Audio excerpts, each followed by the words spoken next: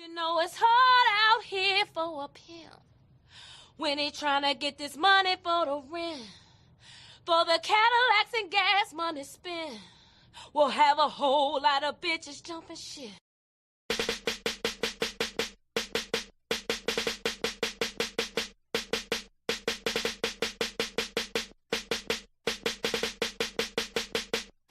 You know it's hard out here for a pimp when he tryna get this money for the rent, for the Cadillacs and gas money spent.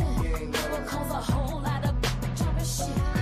You know it's hard out here for a pimp when he tryna get this money for the rent, for the Cadillacs and gas money spent.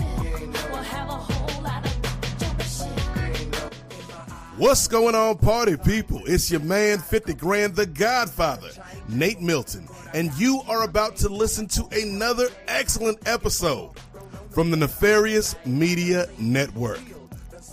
Since January of 2025, we have been putting it down for the crown, and we've been committed to bringing you truthful, thoughtful, turned-up commentary as it pertains to the worlds of sports, politics, pop culture, pro wrestling, entertainment, and life. Yes, life. This thing that we are all just trying to get through day by day. An electric word called life, as the man used to say. And that brings us to the drive for 500. Yes, 500 YouTube subscribers, which gets us halfway to monetization, and 500 Patreon subscribers. Patreon.com/Nefarious Media Network. That's our stretch goal for the year. Because if we hit those marks, it allows us the flexibility and the freedom and the funds, quite honestly, to do some more things here at the network, to be more consistent with our shows, to bring you new shows, and to bring some people on to help with production.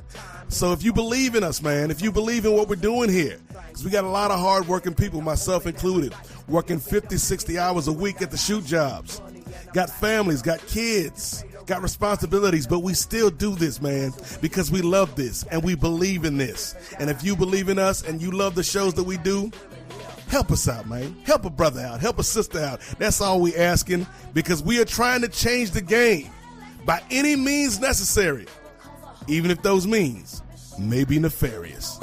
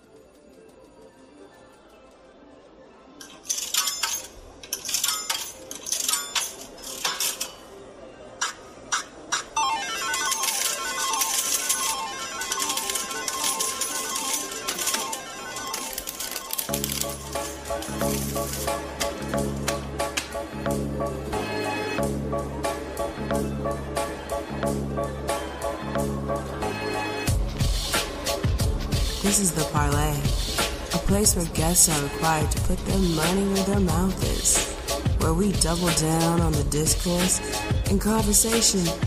That's the only currency accepted. Proudly presented by the Nefarious Media Network.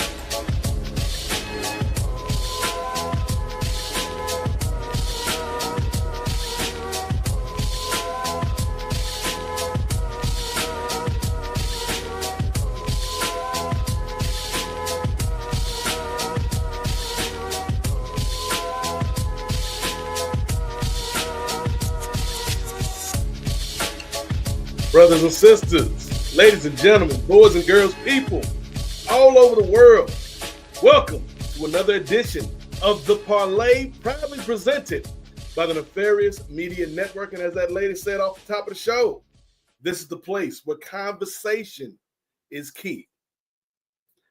First of all, I want to wish everybody a happy Columbus Day / Indigenous Peoples Day / Canadian Thanksgiving / Colonizer Cotillion, bringing it all the way back to Columbus Day. And I know some of y'all are like, Nate, I thought you said that the 4th of July was the Colonizer Cotillion. And I would say to you, they are both the Colonizer Cotillion. And if I want to take it a step further, every day in America could be categorized as a Colonizer Cotillion. But we ain't going to let that slow us down. For those that had to work, man, hope the work day didn't beat you up too bad. For those that had the day off, hope you were able to relax and recuperate from the stresses of day-to-day life.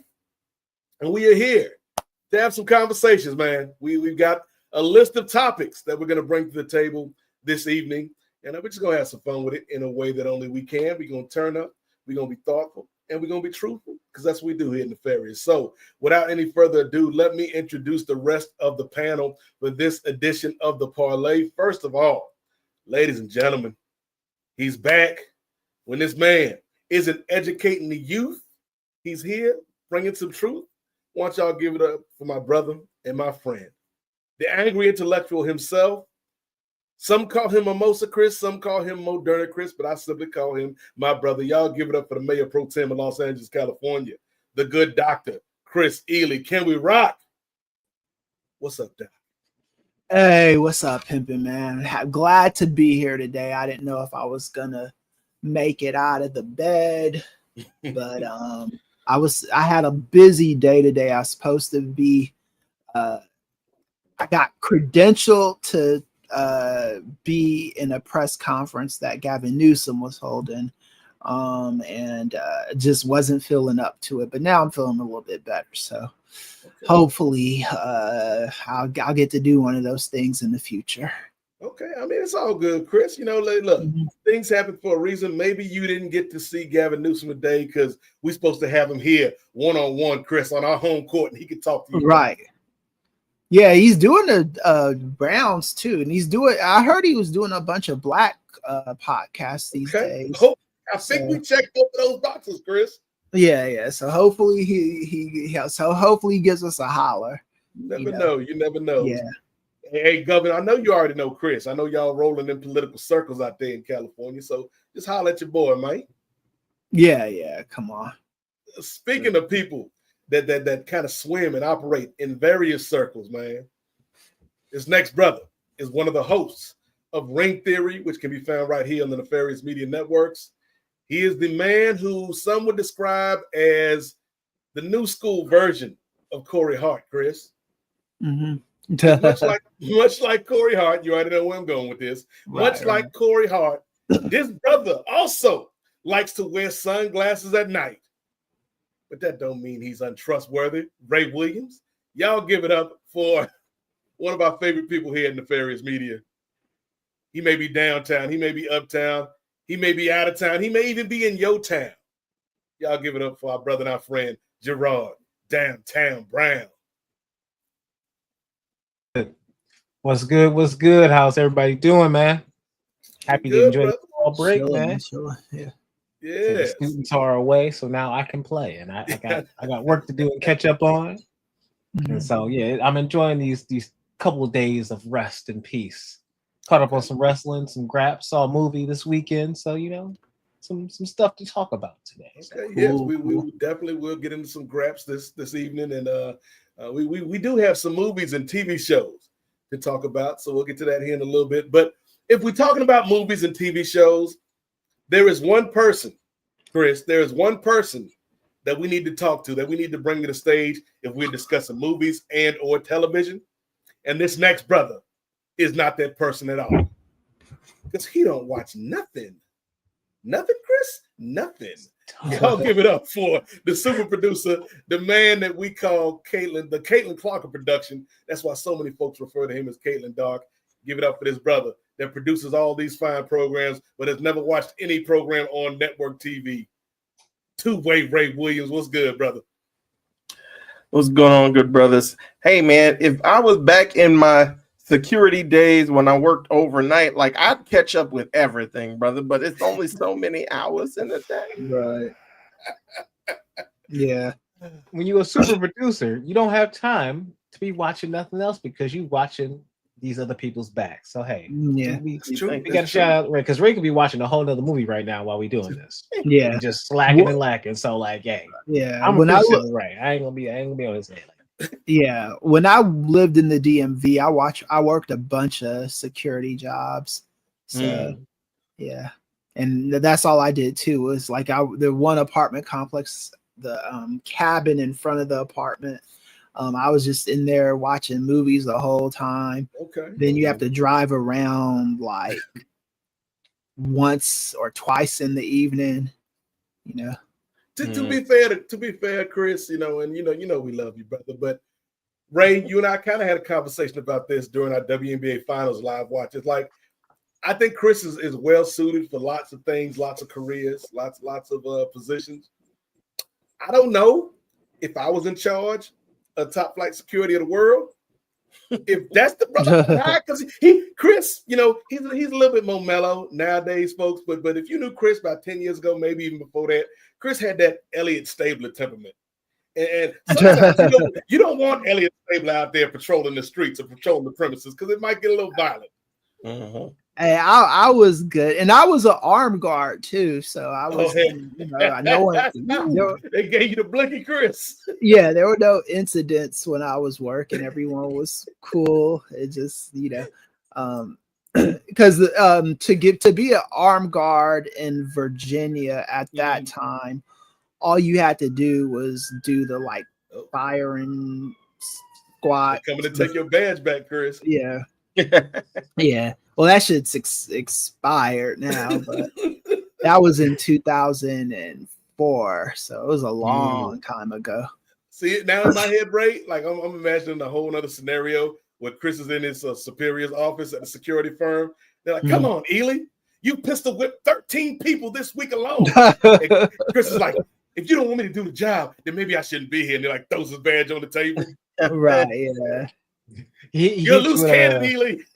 hit you with that. Be cool. Don't give me no gun then. Don't give me no gun then.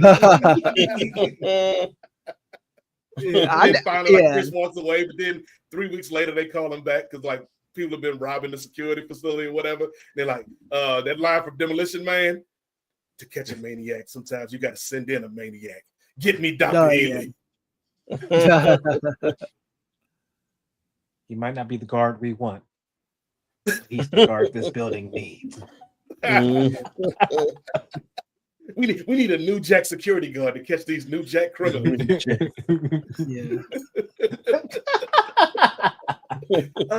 Chris, I'm telling y'all, man, y'all know if y'all been listening for a while, y'all know Chris got some stories, man. But Chris has lived a fascinating life, like just so many different chapters of a professor's life, and that's one of the things I hope, Chris, like the more this network kind of builds out, like we just need like Charlie Murphy's True Hollywood Stories. We need just like Chris Ely's true life stories.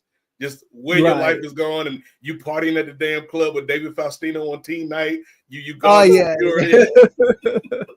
Yeah. I didn't get to party directly with him, but we were I can say we were in the same building at the same time on the same night more than a couple times. Whiskey a Go-Go in Los Angeles. Yeah. Mm-hmm. I want to hear Chris. I always heard the story in passing, but I want to hear more about the time you commandeered Chick-fil-A on while you were working. That's what I want to hear more about. Commandeered Chick-fil-A. I'm trying to go from stealing nuggets to securing buildings. Oh yeah. Oh, when I worked at Chick-fil-A, I definitely stole my fair share of nuggets. Well, I was, I stole my fair share is a hilarious. Yeah, the Chick-fil-A that I worked at in the 90s is not the Chick-fil-A of today. Like the chicken sandwich is still good, but the side items are much better. The waffle fries have always been there, Yeah. But when I worked there, they had like coleslaw and one of the another choice was like carrot raisin salad. Yeah, that was nasty. Yeah, it's like it didn't. Now it's got a bunch of good stuff in there. Like even their mac and cheese is good. It need to be bigger. But back in the day, it was like the only thing you go there for is the chicken sandwich, and not every chicken sandwich, the batter dipped one, not the fucking grilled one. That is no. Okay, so now I figured it out, Ray, because we always trying to figure out ways that we can kind of optimize the platform here at Nefarious and get in front of new eyeballs and in front of new ears. You know how they got those Chick-fil-A commercials now, where the people that work at Chick-fil-A talk about Chick-fil-A. Right. They play like do do do do do do do. Yeah, the music a little. Just have Chris. Yeah, this is Dr. Ely. I'm a professor at a college in California, and I used to steal Chick-fil-A all the time, but they had terrible sides. Now they got great sides like mac and cheese. They got great sides like the tortilla soup. If I was working at Chick-fil-A now, I'd steal them all. I have not been paid for this testimony. Yeah, and then that you just reminded me too. When I worked there, the way they used to their loss prevention, what they used to do is if the chicken was burnt, you take that and you turn it into chicken salad. Didn't matter if it was the grilled chicken or the fried chicken. You turn it into, you chop it up and make a chicken salad sandwich out of it. Then I don't think they have the chicken salad there anymore, but I think the tortilla soup is their new loss prevention thing. The chicken tortilla soup. And then Wendy's, their loss prevention is that fucking chili. Yep. When the patties burn, you just take all of them and let them sit in the fucking tub for a day. Yeah. I mean, I don't know. I never was able to eat Wendy's chili the same after working there and seeing that process of turning the old ass meat into chili. Into chili meat. Yeah. It's just, I don't know, man. Only job I've ever been fired from. It was Wendy's. It's Wendy's. Yep. I didn't get fired from Wendy's. I asked my supervisor, I was like, yo, I gotta go to the bathroom real quick. I went to the fucking car, drove the fuck off, and then had the audacity in 2 weeks to pick up my $250 check. That's one of the good things about direct deposit. Is you don't have to worry about that anymore. You just like these kids don't know how good they got it, you know. Because back in the day, you had to make that walk of shame. It's like, I quit all you guys. All your coworkers like, where you been? Yeah. But I need that check. I need that $250, yo. Come up off it. What'd you do to get fired, Gerard? I went to prom. And I was like, hey, can I put prom? Like, I put my time in normally because I'm in high school. Put the time in. Hey, I need this. Cool. Schedule come out. I'm working on prom. Excuse me. Hey, I put this in. Hey, you got to work on prom. I'm like, no, I don't. Yeah. And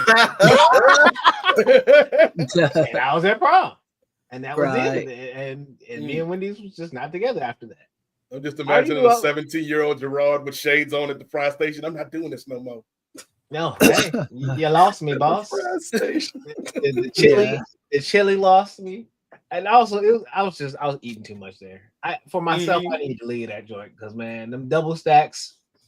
When I'm double stacks. Leave and smash that after work. Like, come on now. When I'm like, you're not going. Nobody took this bag. Nobody took this order. Bet. Home. I'll stack another burger in there with it too. Let's go. Gerard worked at Wendy's, Chris worked at Wendy's, and I worked at Wendy's. Yeah. And the Wendy's we had, Ray, it was the most ghetto Wendy's that you could imagine. We was right by the mall, right across the street from the mall, so it was a high traffic area. And I had a manager at the time. I think her name was Tremaine. And one night Tremaine was like, I ain't doing this shit no more. I said, huh? She's like, we ain't we ain't doing this. This is about 10 o'clock at night. And, you know, Wendy's drive-thru was open late. And she was like, Rufus. Rufus was like the older gentleman that worked there. He was like kitchen help / janitor / handyman. And it was like, Rufus, I need you to get on the headset. And when people come up here, tell them that we had temporarily closed because the computers are down. Mm-hmm. If they would like another delicious Wendy's option, the Wendy's on J. Clyde is open till 2 a.m. And then she was like, all right, everybody in the dining room. I'm like, huh? She's like, I said everybody in the dining room. And I'm like, I'm trying to be a good employee, right? I'm like, hey, ain't we supposed to be making? She's like, do you want a job or not? I was like, I guess I do. Let me walk into the dining room. And so from 11 o'clock at night to about 2 a.m, we was in the dining room. She was on the phone talking to her man or whatever. Me and the fellas, we was in there playing cards. Some of them cats was smoking. This was the heyday of Four Loko, right? A dude would go to 7-Eleven, bring back a thing of Four Lokos. We putting Four Lokos in the Wendy's cups, mixing it with fruit punch, just sitting there getting lit at the damn Wendy's. And then every time somebody hit that drive-through pad, boom, thank you for choosing Jefferson Wendy's. Unfortunately, we are currently down because the system is undergoing a reboot. If you would like to enjoy some of our delicious items, please head to the Wendy's on J. Clyde Morrison. Thank you for having a great night. And so we did that until about 1:55, 2 o'clock in the morning. All right, everybody get back to work. I'm like, huh? Get back to work? We've been drinking and smoking and gambling for like 4 hours.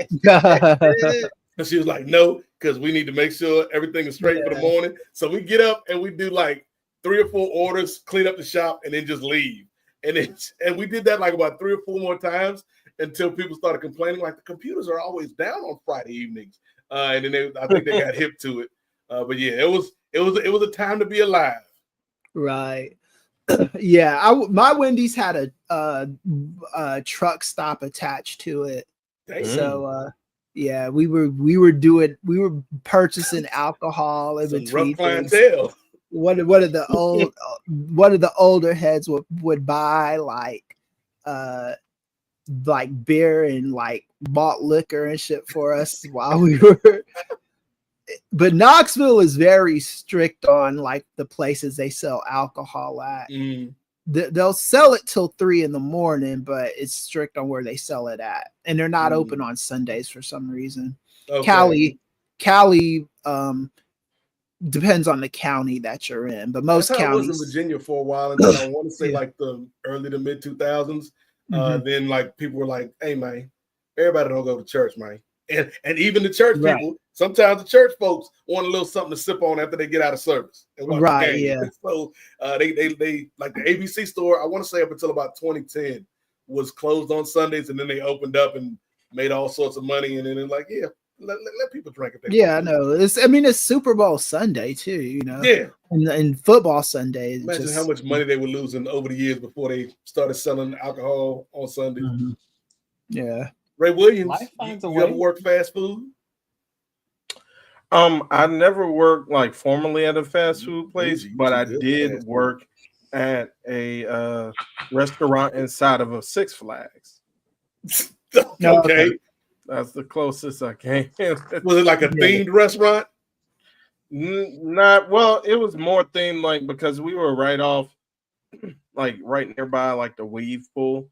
So we were basically like kind of beach themed, but it was like pick up and go. It wasn't dressed up like a pirate or nothing. Was it the like Hurricane Harbor part of Six Flags, like the water park, or the? Yes. Okay. Cool. So. So did you have to wear like beach attire? Nah. We just how you doing? My name's Ray. Would you like to try some of our tubular menu items? No, I stuck with like the old fashioned, like the little green / teal shirt with some khakis. Did you have to wear a hairnet? The visor. No. Yeah, when I worked at the deli bakery, I wore a hairnet. That was a big thing for a long time. I haven't worked fast food or food in general since like 2018 when I was still at Zaxby's. But like even then, like it seemed like people weren't really doing the hairnet thing anymore. And I'm like, did we just like collectively as an industry say no more hairnets? I think so. Well, which is wild.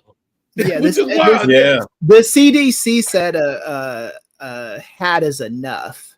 A hat is enough. Yeah, you don't need the hairnet. That sounds like some unless Trump it's shit. right. No more hairnet. Anything on this glorious head of hair, Chris. Yeah, that was before Trump. They put that in, but yeah. I'll take a hat. Some of these people just raw dogging their hair out, and it's just follicles falling everywhere. So no, I didn't mind the hairnet that I wore because it was like it didn't, it wasn't embarrassing or nothing. It was just like it was like because I always wore a cap to work, so it was something like I could put under the cap and you wouldn't know it unless I took my cap off. Right? Yeah.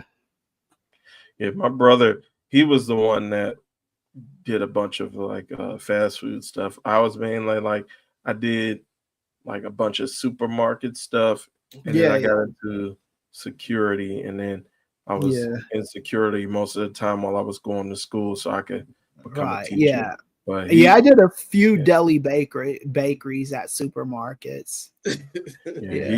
He was the one. He worked at KFC, Checkers, Bojangles, and then I want to say he worked at a couple other spots too. Okay. But he was that fast food guy, and like I've had friends like hook me up like in high school where they worked at the Popeyes, and they'd be like, just come at 10 o'clock. Yeah, I used to get on the people's nerves at like the KFCs that are attached to the Pizza Hut and Taco Bell. I just go in there and fuck their world up, and they didn't know what to do. I'd be like, "Yo, I want to get a burrito with some chicken tenders from KFC in it," and they'd be like, "What the hell?" Or can you put some fried chicken? Yeah, can you put some fried chicken on my pizza? Right. Or just shit like that. Get the stuffed crust with the original recipe. They definitely inside the restaurant like, oh, this man high as a kite in the drive-thru. He gotta be. Or he got a pregnant wife or something. Because this man taste buds. I ain't never do it like that, like the way Chris is just being Aggie with that. But I would go through the drive-through, depending, sometimes in a different state of mind. Ray Williams, be like, can I get a Mexican melt, a 2-piece combo with a biscuit and a small Hawaiian pizza? They're like, pull up, sir. We'll bring your order out in 15 minutes. 15.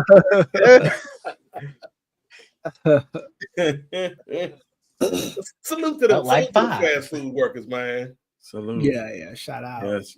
It ain't easy work, despite what some people will have you say. Yeah, it's not either at all. It's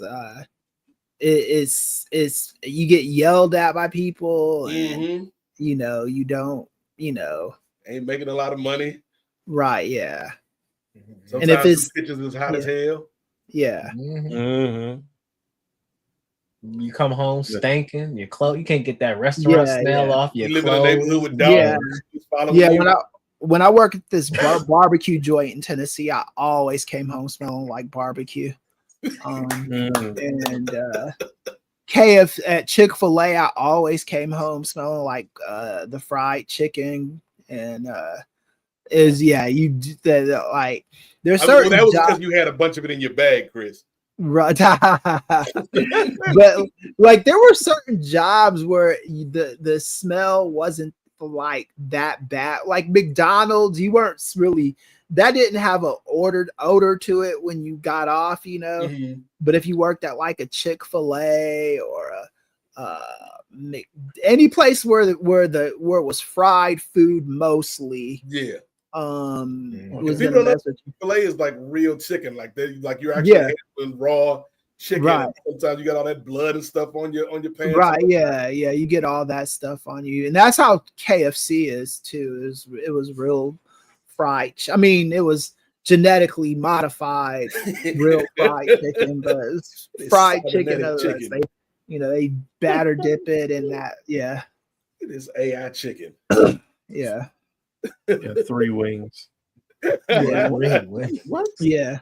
But let's switch gears, fellas, because again, salute to all the fast food and food service industry workers out there, man. Y'all the real MVPs. But we had a couple MVPs on the silver screen and the small screen this past week.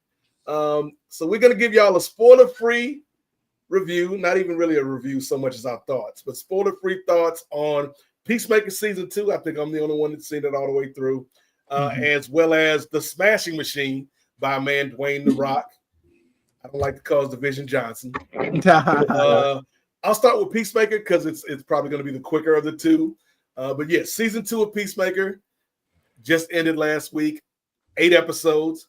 Overall, I thought it was really good. There are some parts of season 2 that I enjoyed even more so than season 1. Primarily, there's a lot of character development with these folks, Chris, particularly when you look at the relationship between Peacemaker and Adebayo, Amanda Waller's daughter. Like, their friendship is explored a little bit more in this season. Peacemaker's family dynamics is explored more. There's some multiverse stuff in there that I feel like James Gunn really should have got more into. Like, he goes there, but he doesn't really go there in terms of talking about that other Earth, which we talked about on Super Salad. If you want our thoughts on the first 6 episodes of Peacemaker season 2, and then there's like a really random, like, there's a character in this season that's a villain, and he's a villain, but he's a villain who has relatable motives, Chris. Yeah. I think you know who I'm talking about, Frank Grillo's character. Yeah.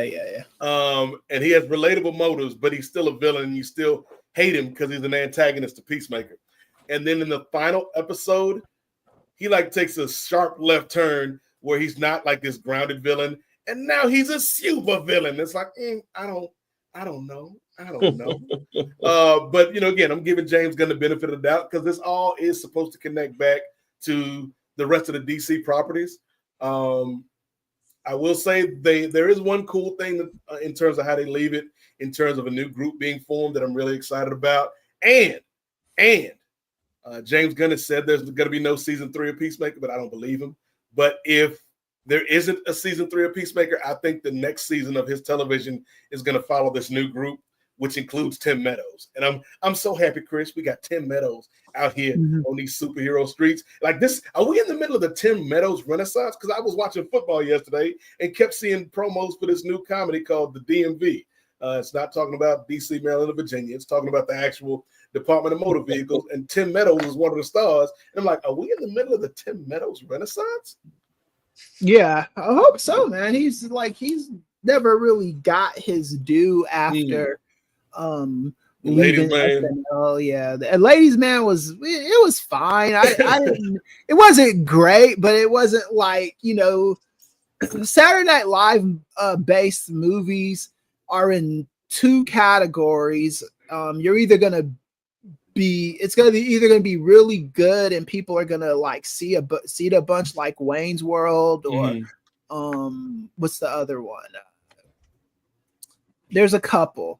And then or it's gonna be like Heads or something.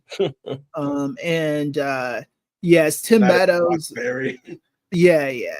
Yeah, nice. Yeah, and Tim Meadows' movie is more along the lines of like Superstar and Night at the Roxbury and all that shit. Classics. Yeah. Yeah. I mean, I like shout out to Richard Grieco because I used to be a fan of 21 Jump Street and Booker. So the TV show, not the movies. Fuck the movies. I like the TV shows. Well, Holly Robinson Peete and Johnny Depp. That was my shit back in the day. But overall, I'd say Peacemaker season 2. I'd give it a thumbs up. There are some things that I have quibbles with that we'll talk about on the next episode of Super Salad. But if you watch season 1, you should definitely watch season 2. If you watch Superman, you should definitely watch season 2. And if you're interested in John Cena as an actor, I think you should definitely check it out because Cena, there's a couple episodes in here where I feel like Chris Cena, I'm not going to say he's a great actor, but I think he's found like the perfect character for him, where he can Right, be yeah. silly and stupid and have this like machismo, but then also give you the human stuff and the quiet stuff. And he's really, really good in this season. Right, yeah, and I always tell this to people. The acting quality of an actor is always going to be with directors and writers who know their strengths and cast them to their strengths. And I think Cena found that with Peacemaker, because I like the episodes of the second season of Peacemaker. I did enjoy. I like the first season theme song a little bit better than the second season theme song. It's gonna grow on you, Chris. By the time you get to the it's better. Yeah, now I'm feeling it a little bit more, but I like, you know, and like you said with Adamayo, it's to me, and we're still having these conversations of which actor is gonna get the statue, which wrestler actor is gonna get the statue first, right? We might be talking about that here in a second, Chris. Right, yeah. It's, and you know, it's one of those things where we've gotten that far with wrestler actors, you know. It's like, because Hulk Hogan, you know, RIP, and no offense, I'm not banging on Hogan, but none of those movies he did in the 90s were gonna get nominated for anything, man. They were just was a classic, brother. Yeah, they were not good movies. What is the best Hogan movie? Is it No Holds Barred? And that's not a great movie. Yeah, if you're talking about a Hogan movie, not like a movie where he's part of the cast, like Rocky 3. Right. Yeah, that doesn't count. Nah. If you're talking about a Hogan movie, it would have to probably be like No Holds Barred, and that wasn't good, or Suburban Commando might be his peak, and that wasn't great either. But like, and then he had this one TNT made for TNT movie with Carl Weathers that I thought was at least entertaining. I feel like Carl Weathers probably did most of the heavy lifting. I haven't seen it. Carl Weathers did, even to a lesser extent. Shannon Tweed did more heavy lifting than Hogan in that movie. But with Cena, Batista, and The Rock, you really and look, as much as I bang on Dwayne these days, he is a force when he's on the screen. That's just the truth. He picks smart movies about, I say, like maybe 70% of the time. Right. I mean, not every movie you're gonna do is gonna be great. Not everybody is Daniel Day-Lewis, right? No. Like Daniel Day-Lewis. And then even with The Rock, I think, Chris, the roles that he picks that aren't quote unquote smart roles, he knows they're gonna make money overseas, like Rampage. And right? Stuff. Yeah. Yeah, exactly. Like, and that's the thing, he's the kind of actor that you could tell he wants to win a statue, else he wouldn't have did this Smashing Machine if he didn't want a statue. But at the same time, he also wants to get paid, you know, like with someone like a Daniel Day-Lewis. Like you could probably honestly argue that he cares more about the art than he does the movie, because he only does movies like once every like 3-4 years so whatever. And the movies that he does, it takes a lot out of his acting soul, you know. And with Batista, Cena, and The Rock, who are the three biggest wrestler movie stars, they're like, the way they pick movies is kind of the same, you know. It's not really, they're not really that different from each other, like, because Batista has his Oscar bait movies, and he also has his like studio movies. I don't think Batista has yet had an Oscar bait performance. performance, and neither has John Cena. The Rock has had that the Smashing Machine is definitely an Oscar bait performance. His other movies were like the Gridiron Gang, for example. That wasn't Oscar bait performance, but it Only was Serena Williams for that one scene. It was now. Yeah. It was a movie that they made for him to see if his acting could carry a movie like that. Sure. And I think for the most part he did in the Gridiron Gang. Yeah, I it's think not bad. I don't think it's definitely not great, but I mean, if you want, and I saw the Gridiron Gang documentary just like like right when the Gridiron Gang movie was coming out, they were playing it on Showtime or something like that. And a lot of the stuff that was in that documentary was in the movie, you know. So it's gonna be interesting to see who gets that first, but The Rock on Peacemaker, not The Rock's John Cena on Peacemaker, he's definitely allowed to flex his muscle. The question for John Cena is going to be, is a director going to trust him enough to put him in a movie that they think could potentially win an Oscar? That's always the question, because it's like, sometimes it's like, okay, why would we get John Cena when we could get like Mickey Rourke or I'm spitballing. I can't really think of another muscle guy, but you know, why would we get this guy when we could get that guy? And Cena, The Rock, and Batista, they're gonna have to have a director that's gonna be like, if they're actively trying to make a movie that's gonna get nominated for an Oscar, they're gonna have to ask the question, all right, do we want to chance this with The Rock or Batista or whoever, or do we want to get an actor who's gonna guarantee a good performance and get us the statue, you know?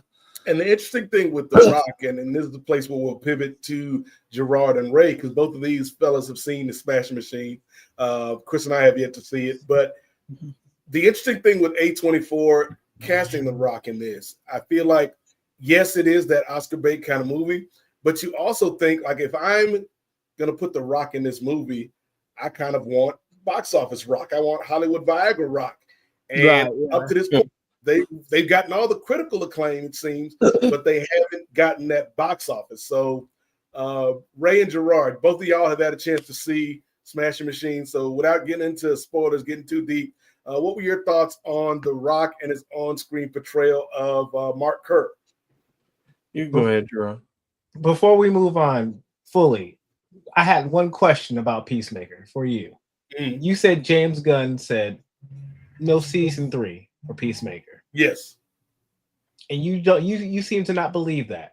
There's something in you that. So let me challenge you on this. Is he saying no to a TV show? Maybe that's legit. Does Peacemaker get his own movie? Do we now give him the Entourage treatment? Do we give him that season 3, but now we're going to put that, or that Demon Slayer treatment as recent things of taking the TV, putting it into a movie, and then giving him that final swan song? I don't know how the show went, so I don't know what actually happened in this season, but giving him a wrapping up almost the way Guardians got that, but giving him his cinematic. I feel like James would also want to give John that, hey, here's a box office thing to put on your resume. Something we can earn for. Hopefully he doesn't get the Entourage treatment. That movie was like, but hopefully he gets the Sex and the City treatment, even though that movie wasn't good either. It made a ton of money. With a Peacemaker, what my thoughts, just going off of what James has said in the interview, because he's done a ton of interviews in last week in advance to the finale. From what I can kind of piece together, I feel like we'll see the character of Peacemaker, Chris Smith, John Cena's character. We'll see him sprinkled about through projects, even though if you watch the season finale, he's kind of in a place right now where he can't really be sprinkled about until we fix that situation. But in terms of a season 3 of Peacemaker, I think you can do a season of television with the characters from Peacemaker on this new team without John Cena. But I do think we'll get a proper season of Peacemaker to wrap up all these storylines. Because I don't think, I think he'll get a Peacemaker movie, but I don't think the Peacemaker movie is where you wrap up all of these threads, if that makes sense, Gerard. Mm-hmm. Yeah, I think the Peacemaker movie has to be bigger than what the threads the Peacemaker show has to tie up. Those are all emotional threads. Those are all personal threads. And I think the Peacemaker movie is probably going to have some of that emotional, personal stuff in it because that's what James Gunn does. But he's also going to be fighting a giant space monster because it's a big action blockbuster. Right. So, okay, yeah. I can see that. And maybe it's a Peacemaker, and because you made it sound like there's a new team formed at the end of this, so him and his new team maybe on their new adventure. So, and I said, I think Peacemaker season 3 would kind of be an epilogue to the first 2 seasons of Peacemaker, like maybe an 8-episode epilogue where we just kind of everything that was established here, we put that to bed, but we'll still get Peacemaker, we'll still get this new team. But I like I said, I feel like what they have to wrap up is bigger than just the movie can contain. And if you do put it in a movie, I don't know if you alienate the people that may not have watched all of the Peacemaker TV. Okay. I like that. I appreciate Ray ain't gonna that. watch it no way, so I don't know why Ray is even shaking his head on that. Ray, I don't know if you know this, man. The Thunderbolts, they are the new Avengers. Ooh, spoilers. Spoiler alert. There y'all go again. But Ray ain't never gonna beat them allegations. In my opinion, if Peacemaker got a movie, it'd do a better box office than 5.9 million. Or an opening weekend. Come on. we know it's going to do better than that. But the Smashing Machine, I mean, to be spoiler free about it, it is, in my opinion, I'm all over the place about that movie because I have not seen the documentary, had heard John and Wade talk about it, listened to their podcast about it a couple years ago.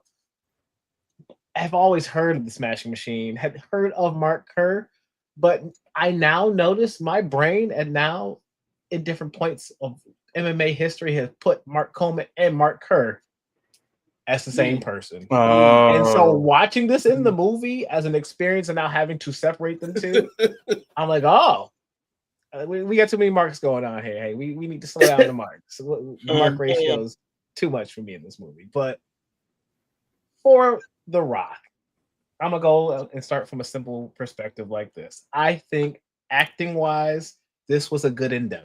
I think it was nice to see him step out, take off a bulletproof vest, like Roman took off the bulletproof vest. Rock had to take off being the action hero, put down the gun, and actually use some different chops. And I think he did that in a successful way. I think it opens up an avenue for him to do more movies like this down the line. Right.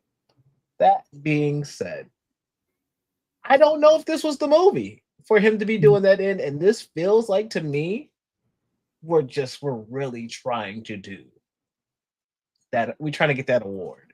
Award season is coming, that's the question. Desperately grasping for it. And when I hear you tell me, 15-minute standing ovation across seas for this movie. Okay, cool. Let me see what this is about. Everybody's talking about the transformation and all this, that, and the other. Let's see what that's about.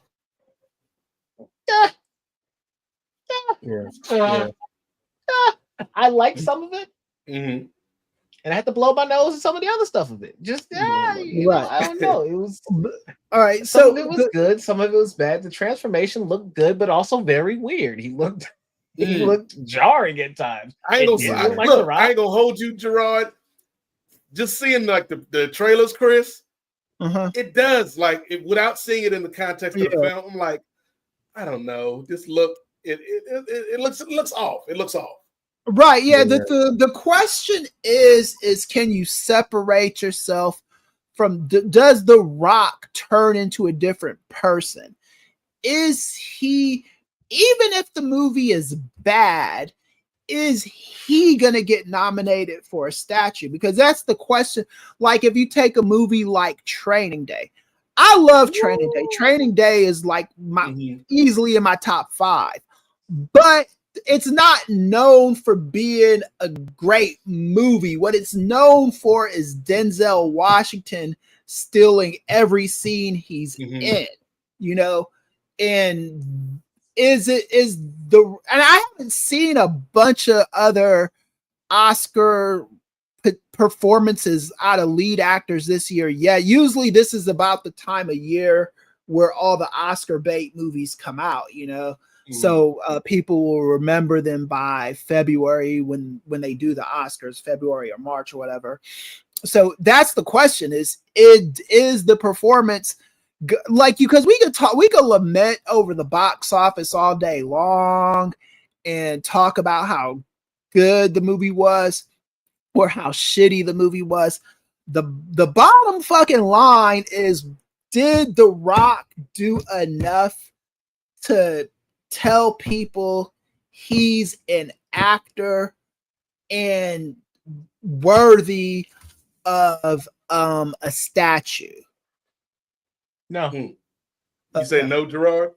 In my opinion, like if I had to vote him for a statue or not, it's a no for me, dog. I'm like the effort's there, but it's not like. But let's look at what else. I love Training Day. Like Training Day is one of my top movies of all time. And let me say this: going back, I remember hearing him win the award and all that buzz, but I didn't care about that movie when it came out in 2001 as a kid. I didn't care about that. But when I went back and watched that as a teenager and as an adult, I can see from all the times I've seen Denzel, the Train movie 1, 2, 3, or Taking a Pelham, all Taking a Pelham 1, 2, 3, yeah.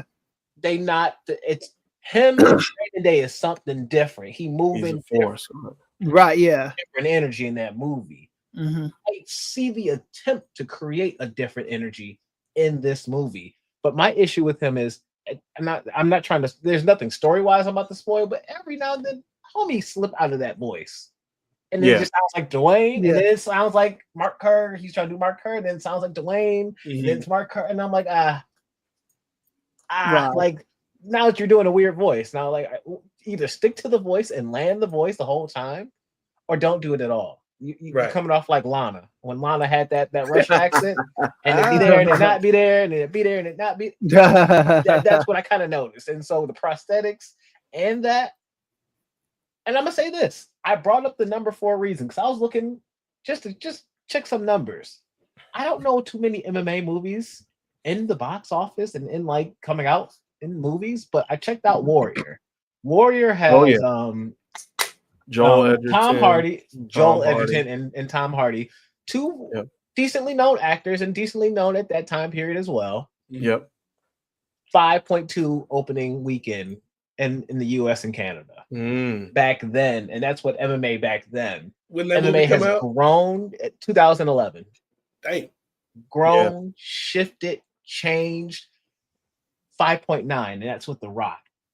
I'm gonna say this: I don't really know a ton about Mark Kerr outside of the Smashing Machine, and I don't think because of that, like maybe I even look at the announcement of it and the lack thereof energy behind it, because I don't think a lot of people know their history in MMA like that. And I'll put myself out there. I watch it, but I don't always know all the history of it. I don't study it like pro wrestling, and they don't throw it in your face all the time like pro wrestling. And so I didn't know that. I didn't know a lot about this. And then to watch the documentary back and forth, I'm like, y'all were going shot for shot. Like dead shot for shot in some of these scenes. I'm like, but going into the movie without that knowledge, use this example. I went and saw Once Upon a Time in Hollywood. I did not know about the Sharon Tate murders prior to that movie. So she's kind of jaunting along her day throughout the whole movie. And I'm like, what's Margot Robbie in this movie for? Like, they could have put anybody in this. Why is she just kind of like, and I don't know about the tension of her supposed to be dying at the end of this movie. But as somebody who knows that information going in, it hits differently. as an audience in America that might not know the Smashing Machine or Mark Kerr or any of his stuff, as a story just to go watch it to theaters, if you want to feel good or have like an exciting time, I don't think this is the movie for that. I don't think their relationship, like, I don't think it's. The reason why I won't give him an award for this is their relationship is it's a very good acting between him and Emily Blunt, but like, I don't think it's that. What's that from a marriage? Scenes from a marriage? Is that what it was called? Where it was like, Adam Driver and not Scarlet Witch. Good God, Scarlett Johansson arguing back and forth, and it was like their marriage deteriorated, and like that it got like all these awards, or like it was like getting all this like acclaim basically. I didn't feel that in the scene. Like I wasn't being taken out of my body by this argument or this scene that was happening. I wasn't having any moments in that. More or less, I was kind of questioning, well, maybe this is why people aren't here in theaters. Maybe this is why people aren't really being drug into this story. Maybe 5 other people were in the theater with me. It's just like, I don't know. It's just a different, and that seems to be the common experience with everybody. Is like nobody's really in the theaters. Not a lot of people. Like, I don't know. It's so. Ray, that's one man's opinion. Ray, what is the point Rock counterpoint? Is he statue worthy with this performance, or is he? Was it a? Did he shoot a blank? Well, I think you mentioned a very good point. I think you mentioned what is the competition right now. Yeah, I'm gonna send you a Variety article too right now, Ray. And when I look at that, is he nomination worthy? I believe so. Is he statue worthy? I don't think so. And shout out to Andre Meadows. I'm gonna go into Black Nerd, aka Black Nerd. I'm gonna go into my good, my bad, and my nerdy. So my good, I thought not just his performance, but I thought like most of the individual performances were great. You mentioned Mark Kerr and Mark Coleman and trying to separate the two. Brother Gerard, I was marking out because I think that was the best relationship in the movie was between those two. And I felt like the brother who played Mark Coleman, former UFC light heavyweight title contender, and former Bellator light heavyweight and heavyweight champion, Ryan Bader. I felt like he played a very grounded, a very real performance to kind of balance off of the Rock. Like you said, I felt Emily Blunt gave a great performance. I just think the movie as a whole, as far as like a narrative was concerned, didn't flow because you're going between 1999 and 2000 and then into 2001. And like you said, Gerard, I kind of look back because for some reason, when I try to look for where I could find the Smashing Machine documentary, like it doesn't have it on any of the streaming platforms. And then if you go on Amazon, it costs like $100 and something for the DVD. I ain't paying that. Damn, but, man, yeah. But smashing your wallet. Exactly. But I went back to YouTube and they had like a Movie Mojo. They had like a thing where they kind of were doing comparisons. And like you said, Gerard, it was kind of like shot for shot. And I think that was a bit of where the detriment of the movie was, because I think that they were trying to stay so faithful to the documentary that they weren't making a collective narrative to where you were going from beginning to end. I felt as though the relationship was kind of like forced, and that you weren't delving deep enough into the relationship between Mark Kerr and Don.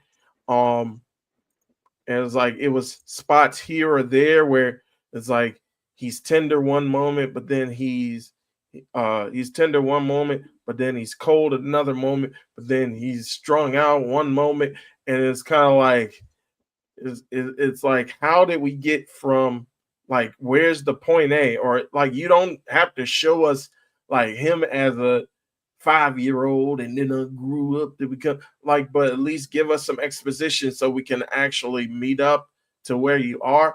And it's similar to it's kind of like when I think about the Fantastic Four movie, at least they gave you a little bit of exposition where they tell you, all right, well, this is what happens to our heroes. This is how they became the super team. And now we're taking off from where they are. And now they're facing like this new threat or this new danger. But at least they gave us a little bit of hints as to where they were before we get to this moment that starts off the movie. With the Smasher Machine, I don't think we get that necessarily. And again, you don't have to go all the way back to him being born and then tell the story from then, but at least give us a little bit of exposition. That's what I was saying. I think the relationship between Mark Kerr and Mark Coleman was the most intriguing thing in the film. And I think we should have got more of that. Like when they were talking about how they competed against each other in for Olympic trials and stuff like that. I would have loved to see it kind of like that bromance between those two, like growing up and then going not only from amateur wrestling, but also into mixed martial arts or into extreme cage fighting, as it was referred to back then. But I just think that they left a lot on the table. Again, I thought the performances were decent to great. I thought there were some small performances here and there that, while they may not have shown as bright as The Rock did, for example, like I said, Ryan Bader had a great performance. Bas Rutten playing himself had a hilarious moment, and he's always good. I think he's been on a couple of like, well, he did Here Comes the Boom, which was another MM movie. Yeah, he did. Not Adam Sandler. What's the King of Queens? Kevin James. Kevin James. Yeah. Yep. I was thinking Adam Sandler too, but it was like, wait, it's the other. Yeah, the other one of those dudes. Adam Sandler's lackey. Shout out to Kevin James. I'm joking. Big back Adam Sandler. Yeah, Kevin James is an actor in his own right. Let me get that. Yes. Chris. Yeah, so this is what Variety is saying right now too. They have their predictions up. I'm looking at Variety right now. And Dwayne Johnson is missing from potential nominations. So what they have right now is Adrian Brody. Adrian Brody, yeah. He's like Timothy on there every year. And this is for the Brutalist. Oh, that was last year. Okay, so this is not. It was. Well, is it okay? Let me double check. Let me make sure. The Brutal. He won for the Brutalist last year. Yeah, he won. Okay. I mean, is he that good? He could go for back-to-back years. No. Brutalist too. The Brutalist. No, they only give back-to-back Oscars to like even more brutal. Let's say, Ray, you touched on something. Let me jump on that. I wish they had some type of like way of telling the timeline, because I was lost. Like, yeah, I get that this is a 3-year movie, but like you usually have hair or something to like tell the movement of time if you're not going to do that. Right. I get us going to Pride, but like they're like, oh, he's here at this bar, or he's in Rio, and now we're in Rio to he's at the UFC. What? Yeah. We're already in Pride? Like, yo, put a blinker on before you turn left, buddy. Like, I didn't know we were going that fast. Like, where are we going with this story? And not having that past knowledge, and like we're just blitzing through it. There's like a hair, there's an outfit change, and there's a look change at one point, which only makes me laugh a little bit more, especially when you get the when he gets to do this right You here, know, the the 2000 chin this. strap. I Yeah. was like, get out of here. Get out of here. But at the end of the day,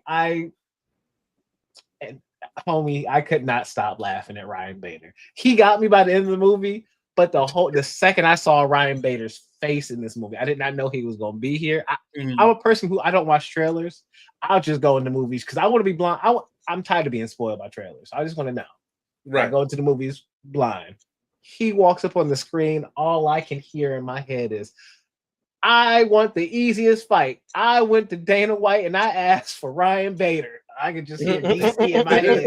Because in a press conference years ago, DC was just like, in front of Ryan Bader to his face, I went to Dana White and I asked for the easiest fight. I asked for Ryan Bader.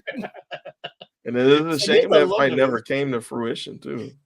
I would like this. Speaking of the fighting, Ray, like, what was the actual action like in the film? As somebody who covers MMA, was it believable? It was believable to a certain extent. I think they did, because another thing that I did was I went back and I actually paid for UFC Fight Pass, and I was like, let me see if I can watch some older fights and then just see how true they are to how they were portrayed in the film. I think the film portrayed them, of course, because it's only like an hour and a half, 2-hour movie. So it's like in the real fights, like Mark Kerr would take you down and lay there for like 5 minutes. Right, yeah. That is one thing I remember about him. So I think they, with the benefit of time, they were just like, or with the shortening of time, they were like, let's just go ahead, let's cut to the juicy parts of the fight. And then like the fight that he had with the fight that he had, I want to call him Alexander Usyk, because that's who played the current boxing heavyweight champion, by the way, which is another, like, just a good thing. Now I was like, man, they got Usyk out here too. But the guy he was portraying, like, they took out most of the time that Mark Kerr was just kind of stalling on top, and then they kind of fast forwarded to well, again, without spoilers, let's just say the fight doesn't end on a win or a loss. It's just some shady shenanigans that go around. And so but they just kind of fast forward through, like, they get through some of the high points of the fight, and they get through like the takedowns and stuff, but they don't stay for like the boring stuff, and then they fast forward to the end of the fight. But I thought that the action was realistic. I also thought, of course, if you got Safdie, like Benny Safdie, and he's known for making great movies with his brother as well.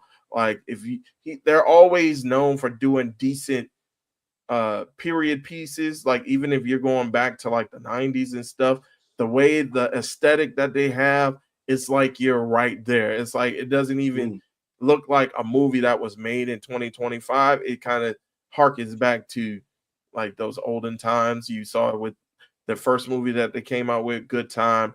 You see it with Uncut Jewels. It's kind of like a grimy, gritty feel to it, and you see it with this film as well. It's kind of like a time capsule that takes you back to like late 90s, early 2000s.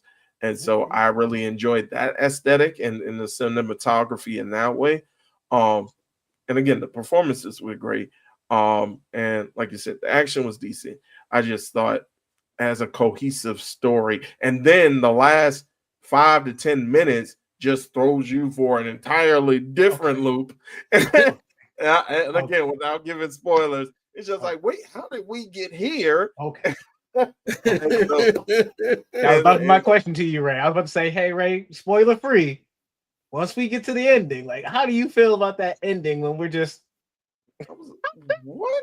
Wait, what is it? Is it like cut to a scene of like Rock talking to Mark Kerr? You're close.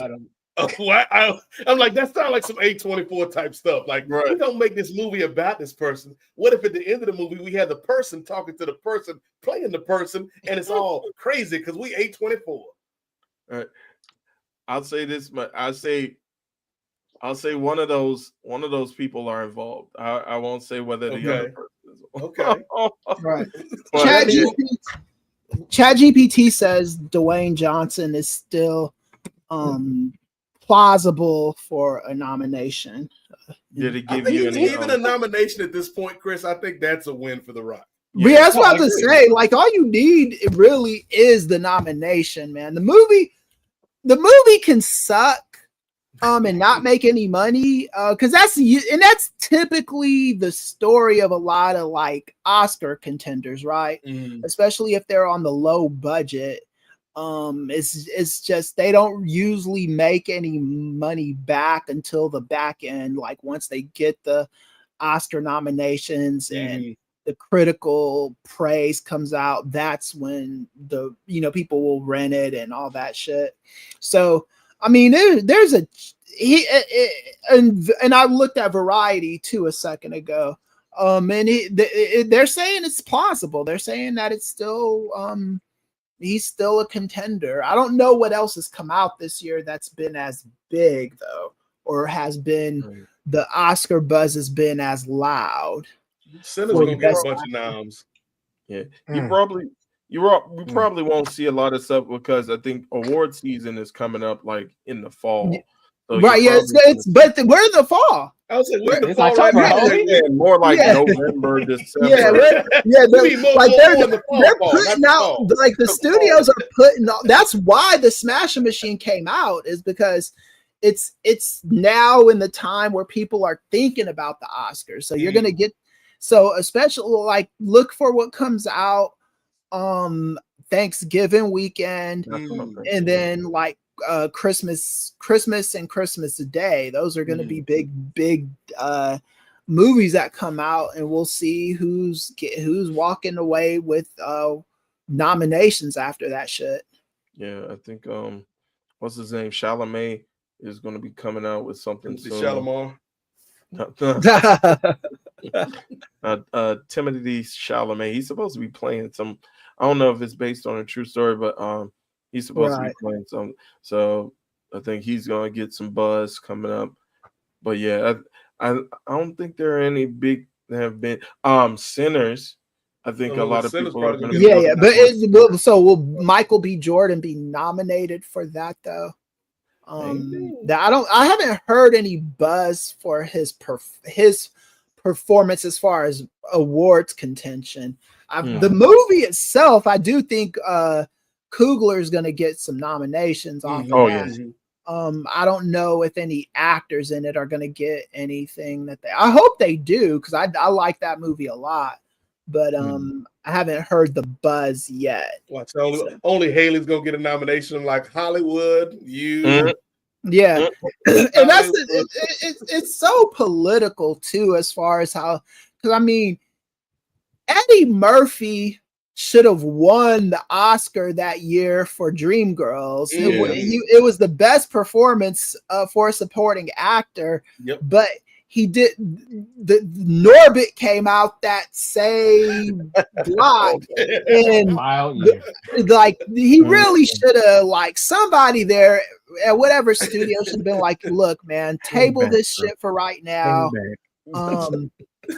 We don't need this, because that movie, a lot of people believes that movie cost him the Oscar, even though that movie has nothing to do with what he did in Dreamgirls. They think that because that shit came out, he did that movie, that he doesn't take the process of acting seriously, which is bull crap. To me, the movie did you do a good movie? Was your performance in the movie good? That's the only thing that should matter. But these Oscar bums, and then I don't know if The Rock did himself any favors with that it caused division bullshit.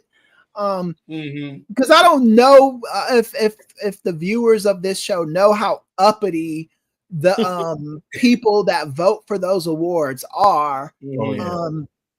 And the fact that he went on Will Kane's show, That Will Kane, on Fox News, Right, to say my performance caused division is liberal Hollywood. I don't know if they'll be down with that, you know. Exactly, especially after doggone Meryl Streep was at the Oscars saying, "Oh, well, we here we do high formed entertainment and art." Yeah, she was making fun of MMA. Like, And then like you literally just act in a film that involves MMA and you trying to win yourself some favor with these folks. Well, I mean, here's the thing, because I don't like professional wrestling either, but if you do a good movie like that, The Wrestler, that was a good movie, whether you like professional wrestling or not, you know. So it's like, to me, and even as much as I hated that it caused division bullshit, I can even say, hey man, if his performance is good, that crap shouldn't matter. Right. But it always does. It just, I mean, that's because that's just how these people are. Like Ray was saying, when Meryl Streep came out and said that stuff, I mean, people got on her case for saying that, which I thought was kind of like, if that's her opinion, that's her opinion. I don't think it's like, I don't think just because, and when somebody has an adverse opinion, it doesn't mean they're right. It means they have an opinion, you know. Like I didn't agree with that statement, but I mean, it's, you know, it's Meryl fucking Streep, you know. She's like the greatest actress probably ever. And you know, we'll see. This is going to be interesting. I know like Nate said, getting the nomination is going to be enough to kind of solidify him. Because now you can throw that on every trailer. You could Academy Award nominee, Dwayne The Rock Johnson. Norbit 2. Norbit's back. And that's the thing too. I think, like you guys mentioned, I think it wasn't as though, all right, I'm going to involve myself in this performance. I'm going to do my best to act, and then if a nomination comes, it comes. It wasn't that. This brother has been looking into this film for at least like 5 years. Right. Like, this brother saw a subject where he was like, oh, if I don't get nominated for this, like, I mean, in The Rock's defense with that too, that's what Will Smith was. He did so many Oscar bait movies until he landed on the King Richard, you know, because he did the one with what's her name? I forget her name, but she was where he was like the he did Legend of Bagger Vance, which he was playing a magical Negro in that one. Wasn't really great. Robert Redford directed it, so you could tell they were trying to go for something in that movie. Pursuit of Happiness. Yeah, that was definitely Oscar bait movie for both him, and he was probably trying to get Jaden nominated too. He did the joint with the NFL Tell the Truth. Yeah, that one. That was the one that caused the Oscar So White shit, because Jada Pinkett got mad at that, and and people got mad. But that was that Tell the Truth was definitely Oscar bait. And then that accent was Oscar bait. For real. It was. I'm the lady that she's a famous actress. I'm blanking on her name. She was in Teaching Mrs. Tingle, and I hate that I'm even Helen Mirren. Yeah, I hate that that's the one I'm naming, because she's been Helen Mirren on these streets. Yeah, Dame Helen Mirren. He did that movie with her, hoping it would get Oscar nominations, and it didn't. And then he landed on King Richard, and it did. And that's what The Rock has been trying to do. This isn't The Rock's first Oscar bait movie. He's tried this before. It's just this is the one where people are like saying, "Hey, you deserve the Oscar for this," you know. And I think A24 has a lot to do with that too, Chris. Like the studio you align with. It's the studio, it's the director, it's a bunch of different shit that like comes into play when it comes to that stuff. All right, and then it wasn't. Oh no, go ahead, Ray. I was gonna say it wasn't for lack of trying, as far as because they were putting in the PR, like they were everywhere trying to get this movie out to eyeballs and stuff. So it wasn't for lack of them trying to promote the movie, because they were doing their thing. They were, at least I was looking in the martial arts circles. They were doing like a presser, and they had like a bunch of MMA like MMA not authors, but writers and commentators and stuff, and media personalities, like interviewing Brock. Yeah, if anybody's gonna speaking, you just reminded me of something else, Ray. If anybody's gonna like ruin The Rock's Oscar chances, it's fucking Dana White. Oh yeah, like he's the one that because MAGA doesn't like Dana White. MAGA doesn't like the Oscars, and the Oscars don't like MAGA. So I mean, like Dana, what do you think about The Rock's chances for Oscar? We're not talking about that right now. We're talking about this movie, okay? We're talking about America. Freedom of speech. Don't ask me those questions. This is not a press conference. Are you talking to the fighters? Come talk to me one-on-one about that if you want to know about The Rock. This is not the right time or place to ask me questions about this movie at this movie press conference. I know. You can't ask me any questions, even though I'm standing right in the middle of the stage on the podium. Don't ask me any questions. Imagine what WWE will turn into if The Rock just gets nominated.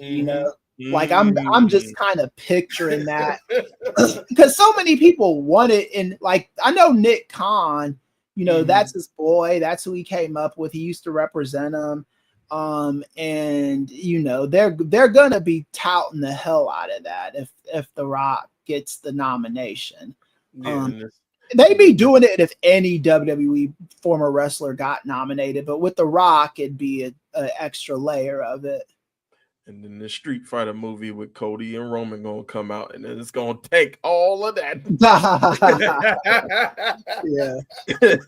Because I was like thinking the first wrestler that was gonna get any kind of award would have been Kia Stevens, Karma, for Glow. I thought she definitely should have gotten an Emmy nomination for best guest actress or whatever for that, especially the one where her son is coming to watch her wrestle, and she's doing the welfare queen stuff, and she just feels so like bad and conflicted about it, like she really flexed her acting muscles with that shit, man.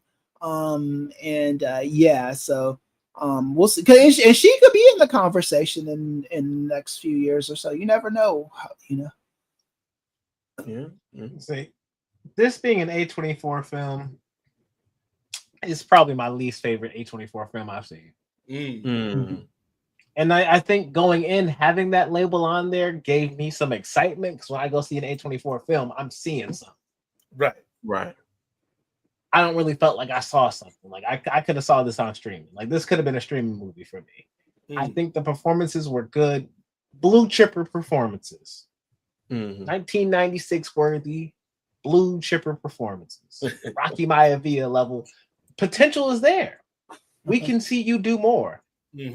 I don't think he gets an award, and I'm even starting out to question if he'll get a nomination from all the conversation we've been having for this one thing.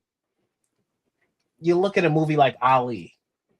Will Smith did not win, but highly nominated for that movie because he was, in my opinion, stepping into something that looked different than him and becoming something different than him.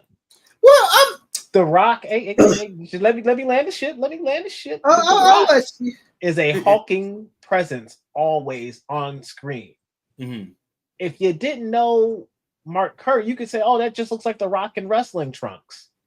Having to do a physical role like this and act in a physical form of fighting is what he's known for. Mhm. Coming up in the game in pro wrestling, this is now just pro wrestling shot differently for the silver screen, using MMA as a template to put over that instead of the actual pro wrestling ring. But maybe for the sheer fact that it's a sports-like film of him doing something very close to something he's done his whole life. What are you really giving us that's more of you as a person? Yeah. Or showing me different layers of you as an actor. You're showing me that you don't need to have a gun in your hand and you don't need to be Mr. Action, I'm blowing up a building all the time. Yes, you can have some emotions and show some range in your conversations. But what are you showing me content-wise? It's truly anything grander. Mhm.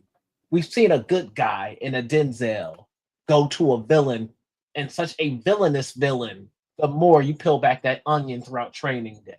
You see different layers of Ali throughout the whole biopic. You see a Denzel and a Malcolm X go through the different stages, and you can ride and understand and feel those waves. I don't feel that with Mark Kerr, and I don't feel that with the Smashing Machine. I feel a good attempt at like getting out there into a serious role, and I would love to see him do something that's like a Be Cool. Because to me, when he did a Be Cool, that was like a yo, yes, you're being funny, but like you're still playing outside of your regular type, in my opinion. Right. So let's see you do something that strips away physical activity, no boxing, no MMA, no none of that. Great that you had a training camp. Cool. Don't care.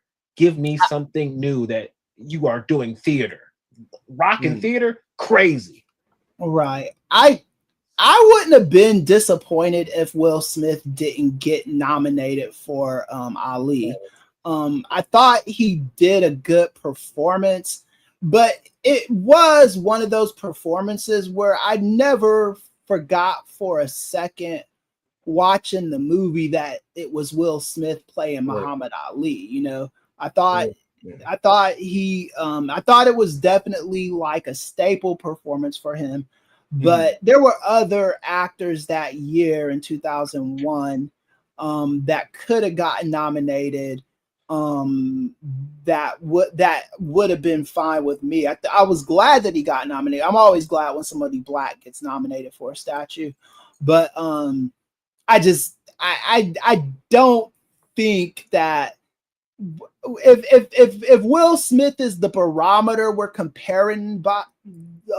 If Will Smith and Ali is the barometer we're comparing, I think that bodes well for The Rock. Because I don't think that Will Smith, I wouldn't even put the Ali in his top 5 performances. I'd probably put it right at number 6 or something. Yeah. Well, I'll say this real quick, and I guess I'll unless Nate, you got anything there, but I'll just say this. I do push back a little bit, Gerard, because I did see like some moments where he was trying to be outside of that hulking character. Because since it is closely related to the documentary, it talks about Mark Kerr's issues and addictions with painkillers. And so I think there were some moments there. And then again, we see spots of his relationship with Dawn, and it's kind of like you see he's trying to go there, and you see like he's pushing it a little bit, but I think it's to the detriment of him and to the film that they have to stay so close to the source material of the documentary that I think he could have played a little bit more and went off a little bit more in those moments. So I do agree with you to a point, but I do think that there were some moments that he was trying to kind of make that contrast and kind of be like that gentle giant, like what's shown in the trailers when he's talking to the old woman in the hospital. And so like where he was like, "Oh, we don't hate each other, not at all," and stuff like that.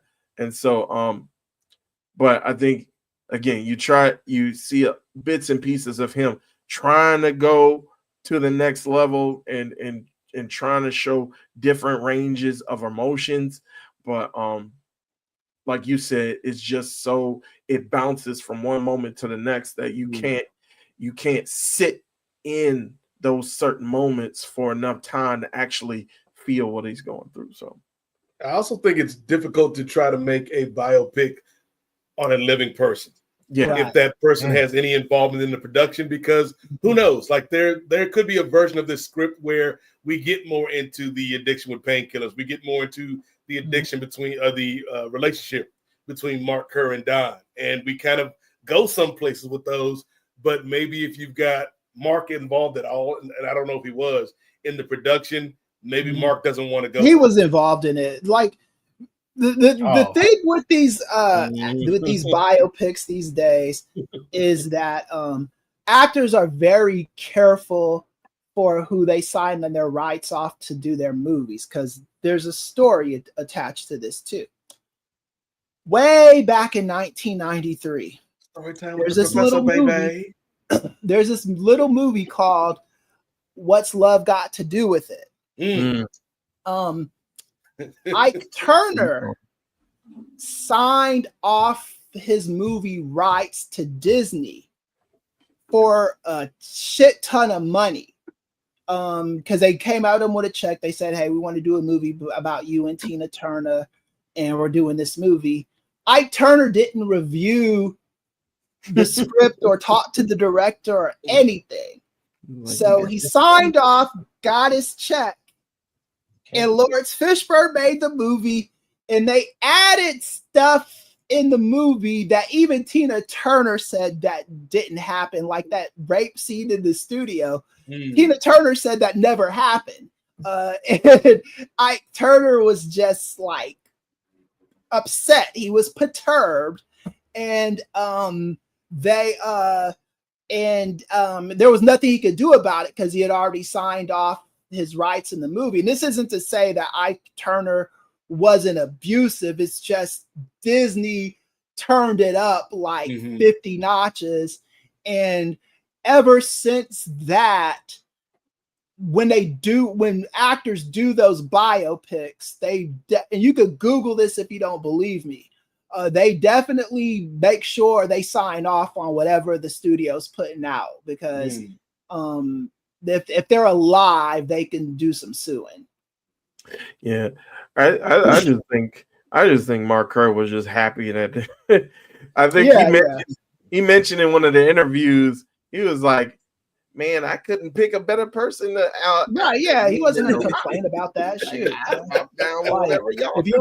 If you do a movie on my life and cast fucking Michael B. Jordan or something, I'm not gonna complain. Chris is like, "That's perfect," but like, Chris, the whole movie about chicken. No, don't worry about it. No, don't worry about it. Yeah. If My pleasure, the Chris Ely story, and it's like 90 minutes of Chris stealing nuggets. Yeah. But yeah, man. I mean, that's like, Mark Kerr is not like like Gerard was saying. No, not everybody knows who Mark Kerr is. I forgot who he was until someone said the Smashing Machine. It's like, hey, like he's from that era of MMA before it became what it was. Before, you really got like the 90s eras and shit. Yeah, before you get like the Fertitta brothers and Zuffa and Dana and all that, where UFC is like something that's becoming more mainstream. He's still like in that weird era, Ray, between like the Wild Wild West of those original like early shows and then the modern era. And so it's like he's somebody that kind of gets lost to history, which could make it a rife time period for a film. But again, like I think from what you and Gerard are saying, like obviously I'm gonna go see it. I'm sure Chris is gonna go see it, and we'll make our own opinions. But it sounds like it was a valiant effort, but they didn't quite win the title with this one. Right? Yeah, it's like because when Will Smith did The Pursuit of Happiness, and this is the barometer I use too. When he did that movie, I was interested in the guy's life that the movie was about afterwards. Yeah. I Googled Chris Gardner. I Googled the guy to see who he was. Mark Kerr, I just don't see anybody caring who he was. And to use my A24 theory about the end of the movie, we actually got that scene at the end of Pursuit of Happiness where Will Smith is like walking down the street in his suit and he just waves at a dude, and that's Chris Gardner. Right, yeah. Right. Yeah. We got that in that. Jamie Foxx did a movie, an Amazon movie, like with Tommy Lee Jones, where he waves at the guy at the end of the movie as well. Okay. He was playing a lawyer guy. I forget the name of it. Oh, yeah. Those trailers look pretty good. I never watched the movie, though. Oh, yeah, it's a great movie, yeah. He's like the black lawyer with the black law firm, and then Tommy Lee Jones, like, hires him. Like that. It looked good. It looked good. Yeah, very good movie, man. One last point before we move on, and it's due to something Ray said and jogged my memory about something I felt when I was doing my post-movie research. I don't know if there were any female voices on the documentary. It didn't look like there were. It just looked like there were like 5 guys, and from the director all down to like the crew they got who were able to raise the $10,000 at the bar to make the documentary. But between that and whoever kind of oversaw this movie and trying to recreate this, I can tell you, as somebody who didn't know much about Dawn, watching it, every relationship has 2 sides, and I don't know if every side was really seen or heard for her, and that's maybe part of my issue with the movie is like, especially the ending is like, how am I really supposed to feel about this? I don't understand. Like, am I supposed to be happy? This feels happy. I don't understand though. And so, with that being said, it's just Emily Blunt did a great job, great performance, but I question how people might feel because of just some of the things that come out from the movie. Hearing that, and once you see some of the documentary stuff, because it's also the way Boss was going at it, which I get Boss going at it from a coach perspective in real life and in the movie. Yep. You'll do your research after, and you might pick up some of the vibes I'm talking about. I don't know. I just hope there were some female voices involved in that, because Dawn was at the movie premiere. Dawn was a part of the documentary stuff. So like, she's there, but being there and listening to it while it's happening, it's already been produced, is a different thing than having a voice along the way in it, and having somebody speak and look out for you along the way. Yeah, a lot of us have not had that in movies over the years, and so just something that popped in my mind as I was watching the film, and B, doing that research after. I think that's why a movie like A Warrior, I enjoyed that a lot more, I think, because it was just a movie about 2 brothers that were fake. That could be real, but I'm like, is that Joe Rogan? Nah, that's Joe Rogan at home. That's great value, Joe Rogan in there. But I can't think what his name is, but he's like on The Fighter and the Kid, I think, or somebody like that. But yeah, a few of them. I'm like, I know those people. I know not the same with the Smashing Machine. And so a lot of accuracy down to the Pride president, down to the press conferences and the people in the press conferences. Great accuracy, great immersion into time periods. But yes, I don't know emotionally how I felt after the movie. I felt I didn't feel happy or sad. I just felt, and that's all I can really say. That was a film. That was a film. That was a film. It was. They're gonna put that on the next round of commercials for the Smash Machine. The New York Times says this is Dwayne "The Rock" Johnson's tour de force. The LA Times says this is a must-watch movie. Gerard Brown from Nefarious Media. It was a film. Smashing Machine out in theaters now. Oh no! I hope that's not the soundbite they take.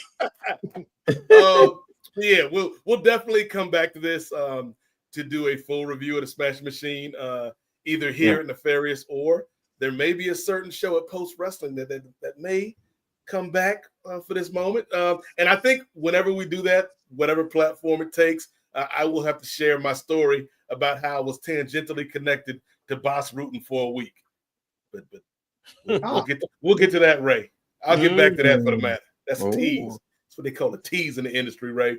But we got a couple things left we got to take care of this week, because I want to make sure we have time to decompress and relax at the pond, Ray. But before then, The Smashing Machine may have not brought you and Gerard joy this past week, but what did bring Chris and I joy was seeing Stephen A. Smith get taken down a peg by Mr. Serena Williams. I don't know this man's name in real life. I just know he married to Serena, and I know Drake took some shots at him, and then Serena danced on Drake's grave at the Super Bowl, and then Stephen A. Smith had some things to say, and then this man pulled up to the Stephen A. Smith show and confronted Stephen A. Smith, and Stephen A., for one of the brief moments in his life, right, had nothing to say. Chris.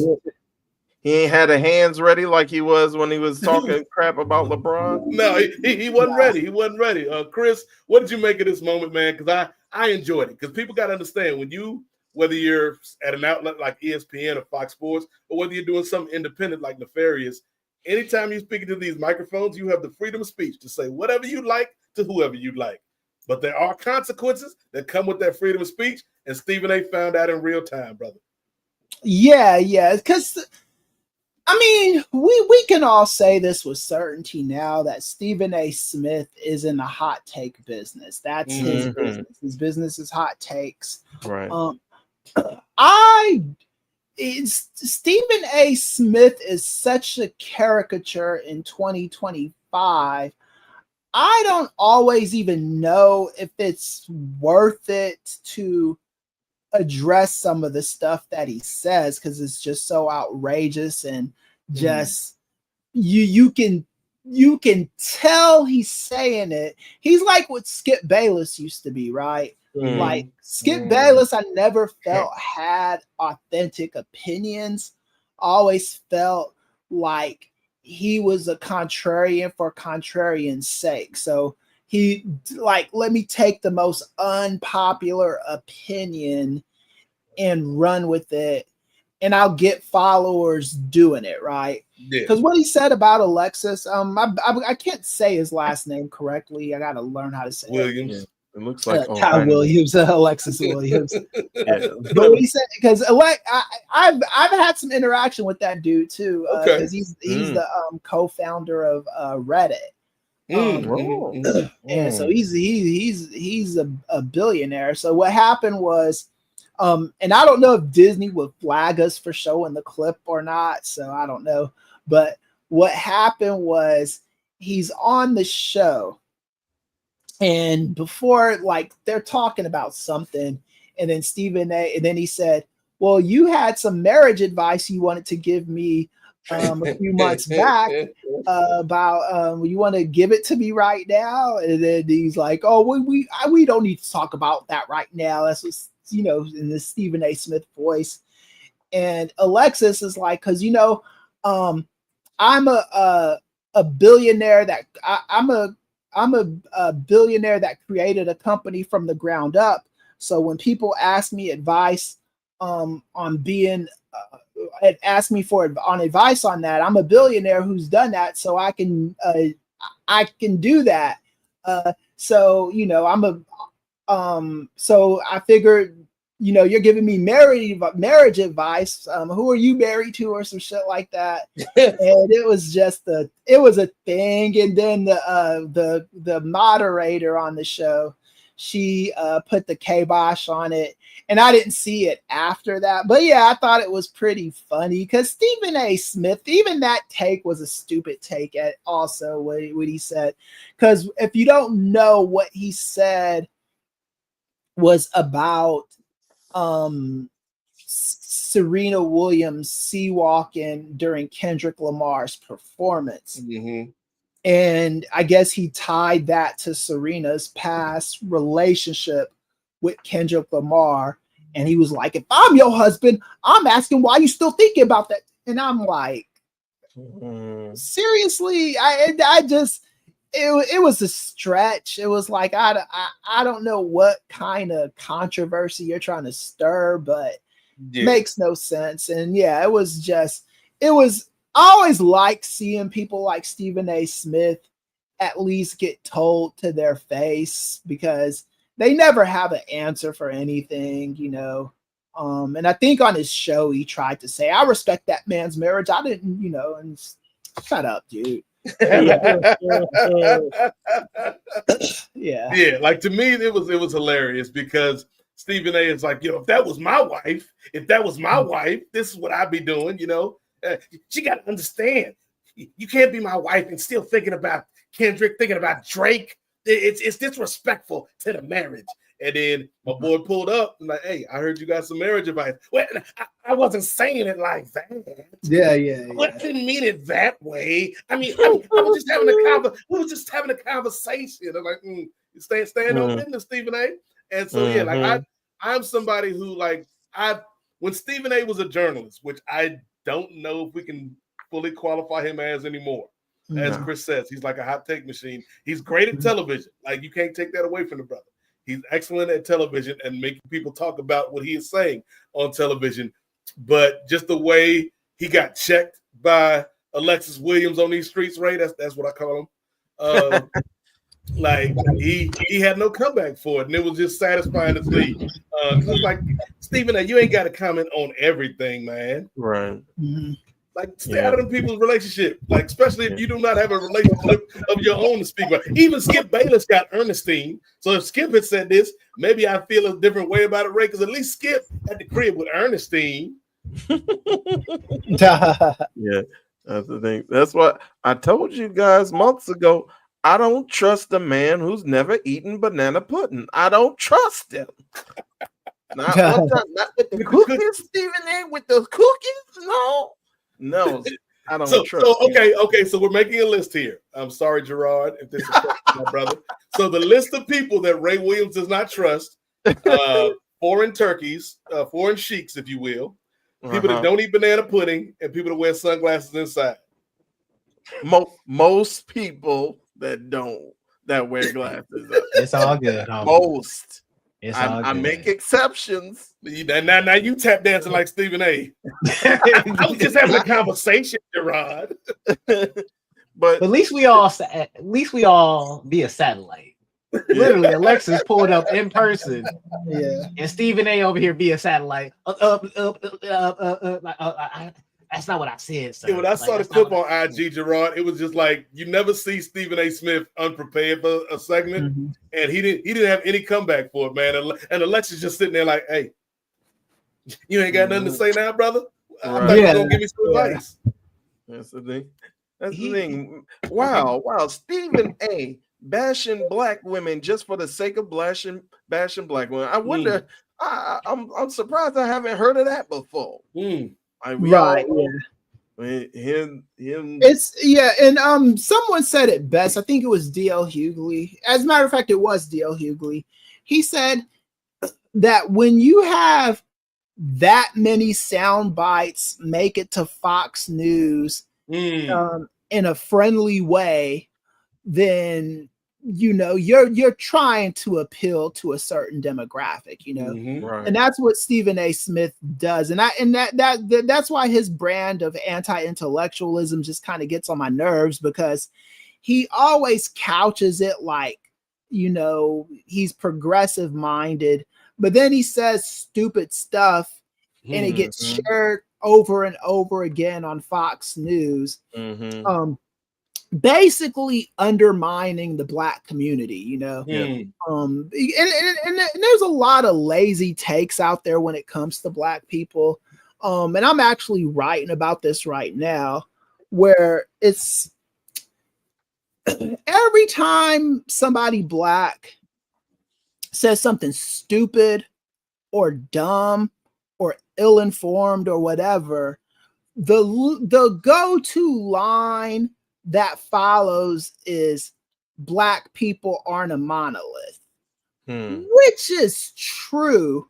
Like I don't think you'll find a whole lot of groupthink in the black community. But just because we're not a monolith, it doesn't mean that there isn't consensus thoughts on certain issues that aren't really, it's not groupthink. It's just, look, this is stuff that you don't do. And Stephen A. Smith is always doing that stuff that you don't do. And it's gotten to a point where it's not even entertaining to watch sports First Take anymore. It's just not a fun show to watch. I'm like Stephen A. Smith has completely turned me off of that whole sports talk show shit, you know. Like I just don't watch. Like it's bad, Chris. That like, and I'm not even the biggest fan of Mike Greenberg because I kind of feel like he did Mike Golick a little bit dirty. He did, when Mike ended. But like, I enjoy Get Up with Greeny and Dominique Foxworth and Kimberly Martin and Jeff Saturday and all them cats. I enjoy that show so much more than First Take these days because yes, people have hot takes on Get Up, but that's not the focus and the drive of the show. Whereas with Get Up, it's with First Take, it's like either Stephen A. saying something inflammatory or he's trying to get Cam Newton to say something inflammatory, and it's just not fun. To me, this is how a good hot take goes. It doesn't go, let me say the most controversial shit to make a hot take. If you're doing hot takes like that, you're doing it wrong. If you're doing a hot take like, I'm going to give my opinion, it might be controversial, but I'm not trying to outwardly offend everybody. I'm giving an opinion, and we can debate the merits of that opinion or not. Like if Gerard says Dwayne "The Rock" Johnson is the best actor of his generation, like that's a good hot take, Gerard.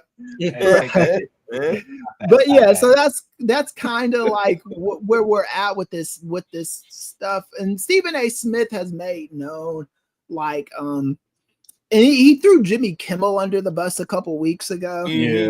Which made no sense to me either, but I get it because he's working for Disney. Stephen A. Smith has said that he wants to do stuff outside of sports. I know back in the day he wanted to host a show on the MSNBC or one of the cable networks. He said that he wanted to do a late night show. Stephen A. Smith had a late night show briefly on ESPN. Stephen A. Smith is not a personality type that I want to see on late night TV. It's not really even to kind of like be offensive to him or whatever. It's just like Stephen A. Smith's brand is for morning sports talk. That's where he's best suited.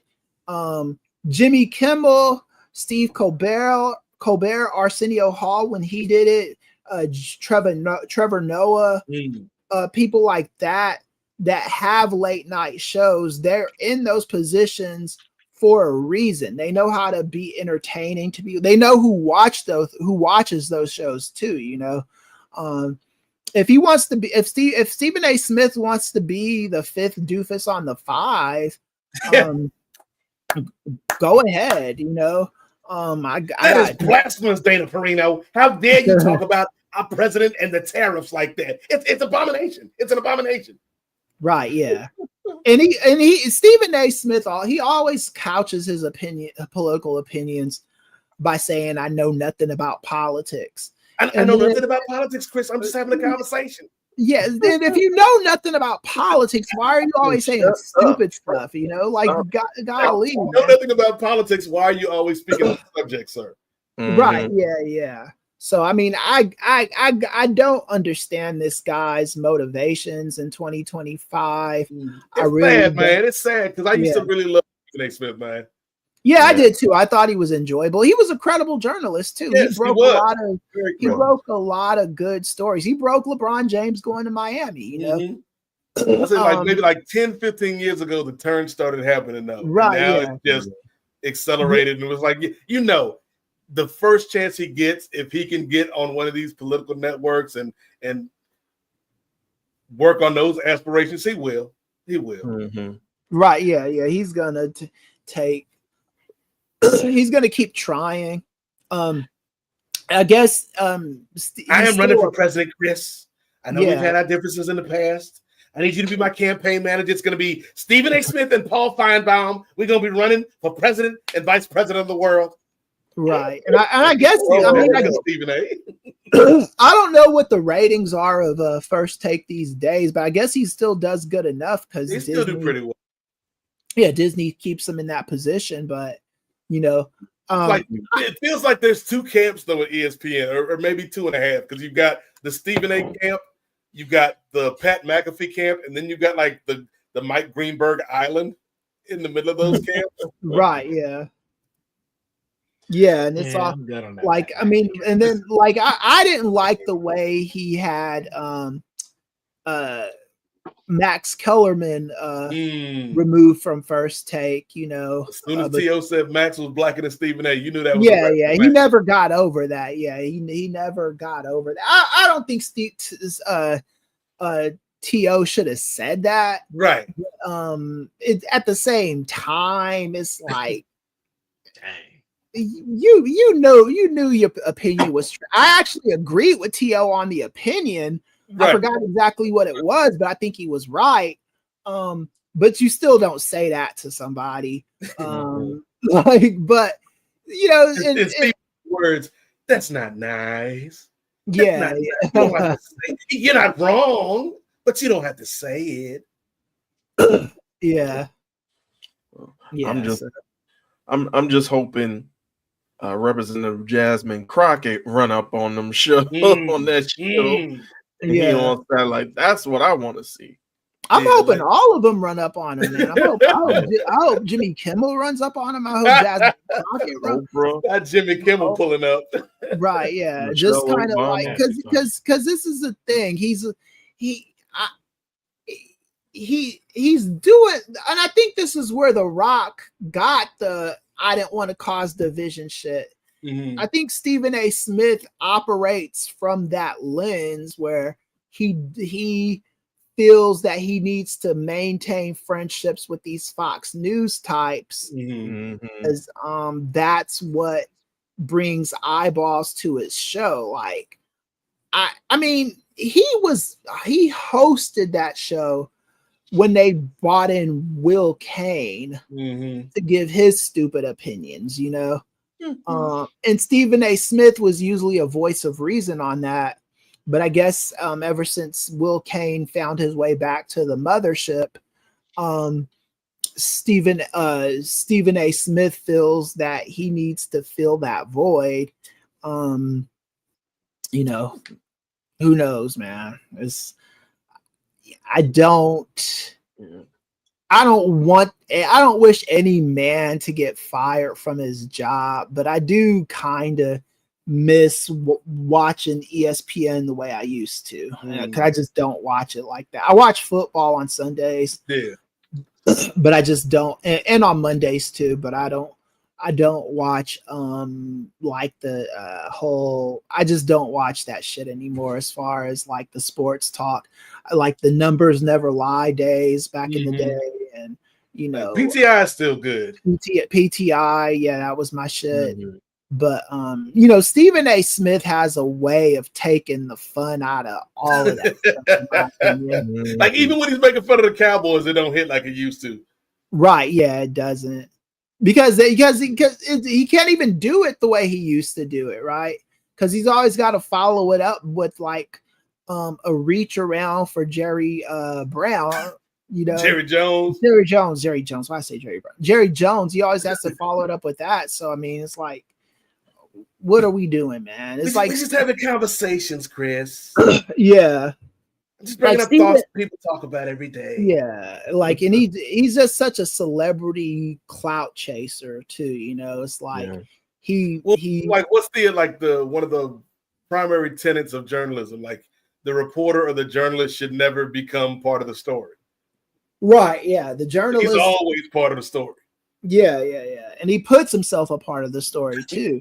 And like he was acting like when LeBron James, when LeBron James confronted him on the court side at that Laker game. I never said you was a bad father, LeBron. Right, I would never say that about you, LeBron. Yeah, but he was acting like, I'm just questioning your parenting choices. Yeah, he was acting like he didn't like it. Dude, you fucking loved every second of that, man. That got you hits and all that kind of stuff. LeBron, inadvertently. We in public, so I didn't want to get into a physical altercation. Like, come on, Yeah. Stephen. Yeah. Come on, Mhm. brother.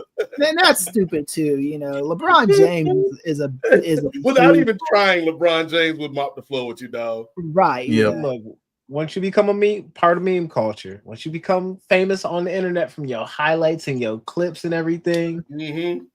that's how half my generation know. Not because they watch him First Take or anything, because they see him on the internet cracking jokes.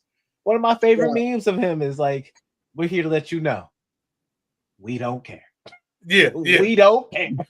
I love, and it's in reference to like people at work or like when you try to go to HR and tell them your concerns, and we don't care. Like it's hilarious. So like he's funny in those regards, and so once that starts to hit, you get that itch, and you like, okay, let me do more things on the show. So that way, when as soon as I get off the show, maybe an hour later, I can go through the feed. And, I'm streaming. I'm trending. I'm going viral. Great. Like I think once you get that itch and once you start doing that so often, I hate to say it, a Shannon Sharp. Like there's a clique of folks that once you get into that, you start hitting and people start thinking you're funny. You just want to keep going. Yeah. And sometimes at the expense of yourself or your brand. And people start to call you out for it, and you don't know how to respond to that at that point. Yep. Well, that leads right to my point about Stephen A. And then we can go to some more peaceful activities, Ray. But I feel like, and Chris alluded to it, Stephen A. does have a fast developing issue when it comes to the way he talks about Black women. We saw it last year when they were talking about the WNBA, and him and Monica McNutt had a confrontation, and the way he was dismissive of somebody who had clear expertise and knowledge about this subject that he lacked. And he was being very dismissive to Monica McNutt and Chinea Gumakwe and some of the other sisters that talked about the WNBA, and then had to be forced to apologize on social media, and not because he wanted to, but because he knew how the optics looked. And so when he's saying stuff about Serena Williams' husband, when he's saying stuff about Jasmine Crockett, it's like, nah. Isolated incidents are starting to add up now, Stephen A. Now it's becoming a trend. Now it's becoming who you are. And we all see it. And again, it's sad to say, because this is somebody that I used to have respect for as a journalist and as a TV personality. But now I'm like, nah, we see it for what it is, brother. Yeah, same. And like you said, like it's a trend. Like you said, not only with those folks, but I mentioned earlier Michelle Obama, and it like all Michelle Obama says, like First Take is more just First Take seems more like Real Housewives, and then he's like, "Well, let me tell you, y'all did something wrong in the election. That's why Kamala like what he say of me for?" Right. And he knows that. He knows First Take is not a substantive place. He knows this.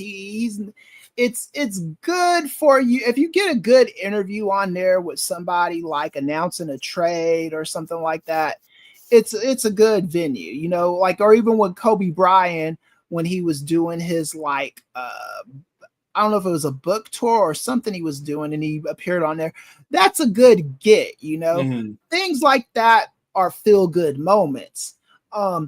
First Take is like I think my ex-girlfriend described it the best when she was talking about Housewives of Atlanta.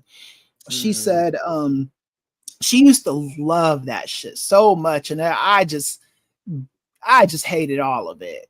And she said it gets to a point. She said it got to a point with her where you start watching the show and it doesn't even make you feel good as a person anymore. You know, you just feel kind of dirty and empty. Yes. And that's kind of how I would feel watching First Take some mornings. Like I'd get up, that'd be the first thing I did when I get up. I get up, go, eat some food or whatever, or not eat some food, turn off First Take, let the TV play in the background. And just listen to them talk about sports. But now it's gotten to the point where you just you can't trust what Stephen A. Smith is gonna say, and you can't trust he's gonna say anything in good faith. And it's not controversial as in like, oh, I said something I probably shouldn't have said. It's controversy as I'm reaching out for controversy. Right. And I'm not going to say anything controversial about, the white people I work for. I'm going to say something controversial about my black colleagues in this space, or Jasmine Crockett could catch a stray, or Jasmine Crockett, Michelle Obama, all those people. And people always love Monday morning quarterback and why Kamala Harris lost.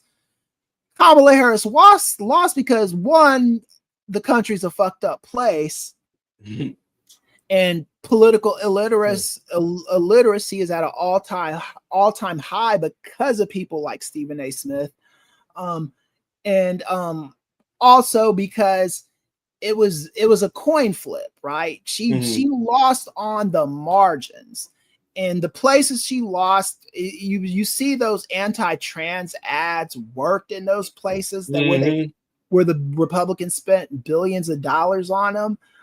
That's how Kamala Harris lost.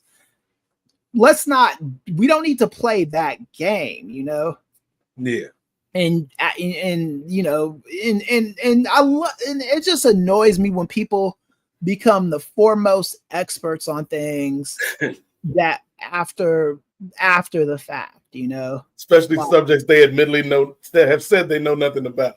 Yeah, the stuff they know nothing about, but now everything. And Stephen A. Smith is a disarming person, because I have friends that have interviewed Stephen A. Smith, and they all say the same thing about him. Like, they say, like, when you talk to him, he's gonna like mix in a bunch of compliments about you and all this other stuff, and tell you where he agrees with you at. So you're disarmed by like the stuff he's saying to you, that you forget to ask him the question that you wanted to ask him. Like you're thinking the whole time, I'm going to show this man, blah, blah, blah. But he's got such good media training that he knows how to move. He's excellent at TV. Right. Yeah. He knows how to move things away from that, So, I would say I hope this stuff stops, but I know it's not gonna. It's just gonna persist. The best thing we can do is just call it out when we see it. That's it. And speaking of moving on to subjects, Ray, in the words of Stephen A. Smith, it's time to relax, Ray Williams. You've been very stressed lately, Ray Williams. So let's go to the pond. We got Gerard Brown in the building. We got Professor Chris Ely, who I respect, even though I disagree with everything he says. And we got Ray Williams in the building. Let's go feed some ducks on the pond. Holla at your boy. I think Stephen A. Smith is probably one of my better impressions, right? Even though I don't quite have the voice down, I have the spirit of Stephen A. down. Yes, I agree. I need you to be careful though, because you be slipping into Trump sometimes. I think Stephen A. slipping into Trump sometimes too. So maybe it's accurate. But yes, this is Feeding Ducks on the Pond, ladies and gentlemen. This is the part of the program where each of the panel brings a question to the table, and we go around the horn, and everybody answers the question around the horn. That was a good sports show that ended way too soon. Shout out to Tony Reality. But we're gonna throw these questions out. We're all gonna answer them and have some fun with it. Let's start with Ray Williams. You knew it was coming, Ray. Well, what question do you have for the group today, bro? Well, I guess I could be a little bit on the relax. This is we are by the pond. We are duck side. I figured we don't need to go into like the deep, thought-provoking questions that I usually try to bring up on here. We were talking about Dwayne "The Rock" Johnson possibly being nominated, and what are his chances on winning an Oscar. So I have a two-part question. I think I already know some of you guys' answers for the first one, but I'm curious to hear what you guys think of for the second one. So, who was an actor who you felt should have won an Oscar that didn't win an Oscar? Okay. And then vice versa, who won an Oscar that you felt, I don't think they should have got that. I don't know. And you had a good record, Taylor Swift, but Beyonce had the video of the year. Like, who do you think of in that regard for you? Okay. First thing first, Ray Williams, come down on the music just a little bit, just a touch.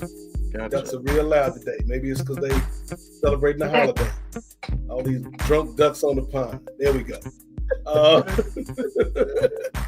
I'll go first because it's easy. Because it's almost like, Ray, when you answer the question in one direction, you already have your answer in the opposite direction. Oh, yeah.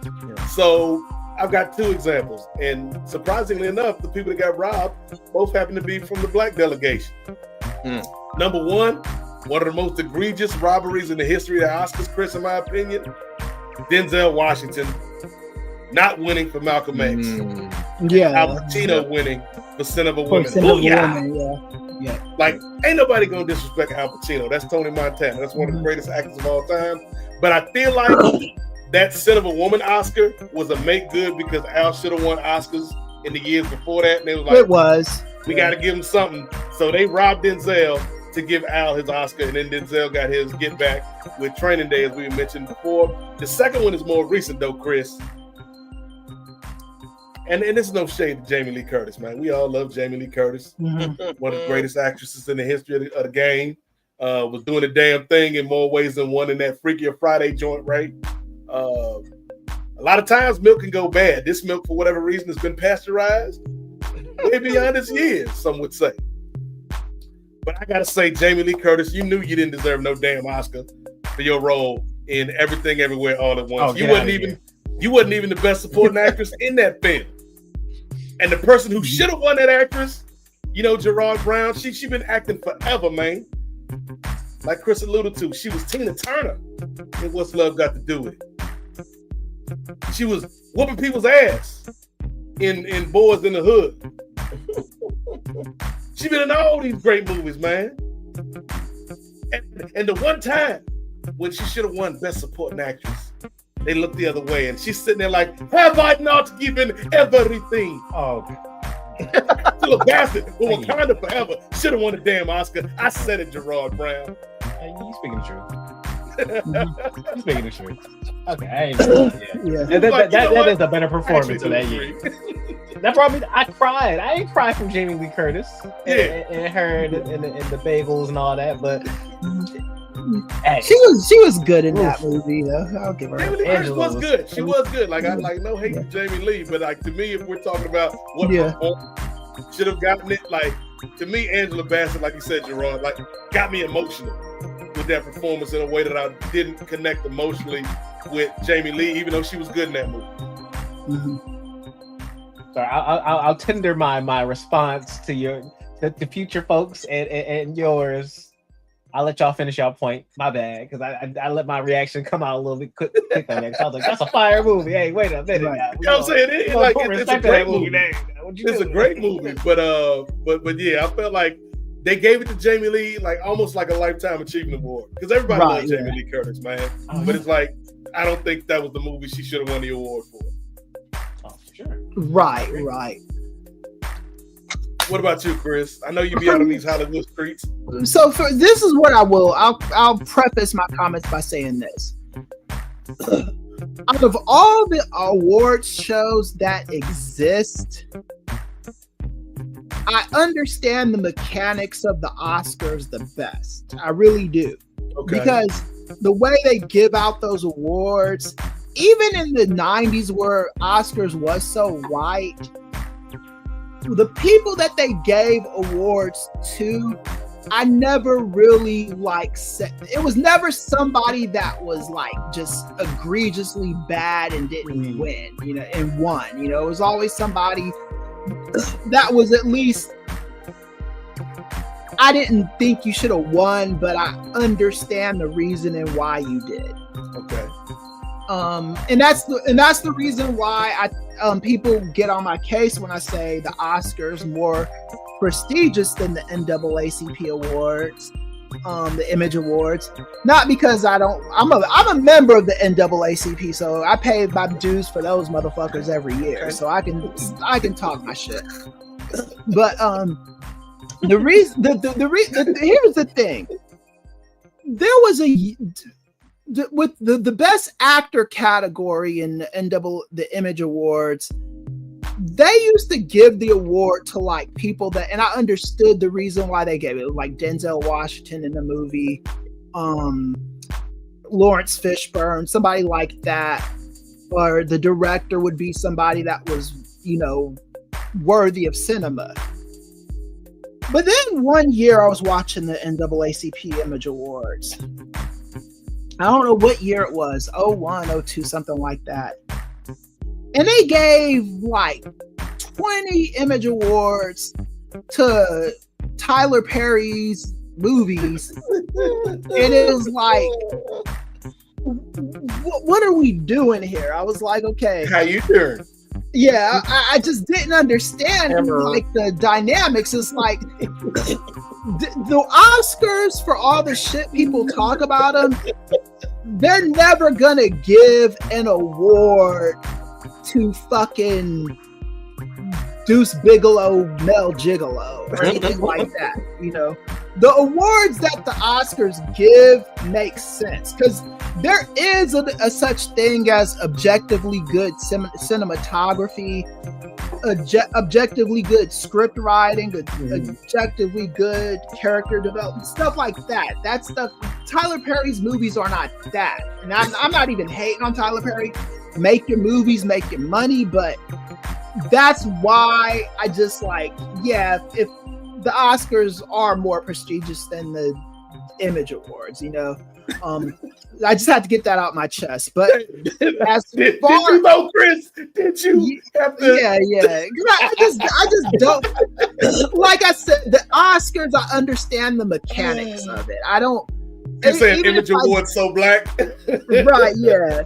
Even if I don't agree with the Oscar winner, right, I understand why they won. I mean, in Tyler's defense, what was he up against that year, Chris? We don't know. He was up against some good movies. I think there was like a Denzel Washington movie or two he was up against. I want to say it was the year that the Book of Eli was up for some shit. I did like the Book of Eli. And then they gave the award to, I forgot, man. It just made no sense. And they did this for a couple years. What happened is I think Spike Lee called him out on it, and they start correcting course afterwards. But I think for award shows, you have to be like the Oscars to make, because the Grammys are another award show that makes no sense to me either, because they'll give Grammy awards to fucking Macklemore. Like you can't tell me what a straight face. Come on. You can't tell me with a straight face that Macklemore is a better rapper than Kendrick Lamar. There's no reality where that is true. Do it. Okay. And so, right. But if I was gonna pick one year, and I think the one that you picked that was good was Denzel Washington for Scent of a Woman, or not Al Pacino winning for Scent of a Movie over Denzel Washington and Malcolm X, because that was a tour de force performance by Malcolm X. For Al Pacino, like you said, Nate, it was for snubbing him a bunch of times in the past.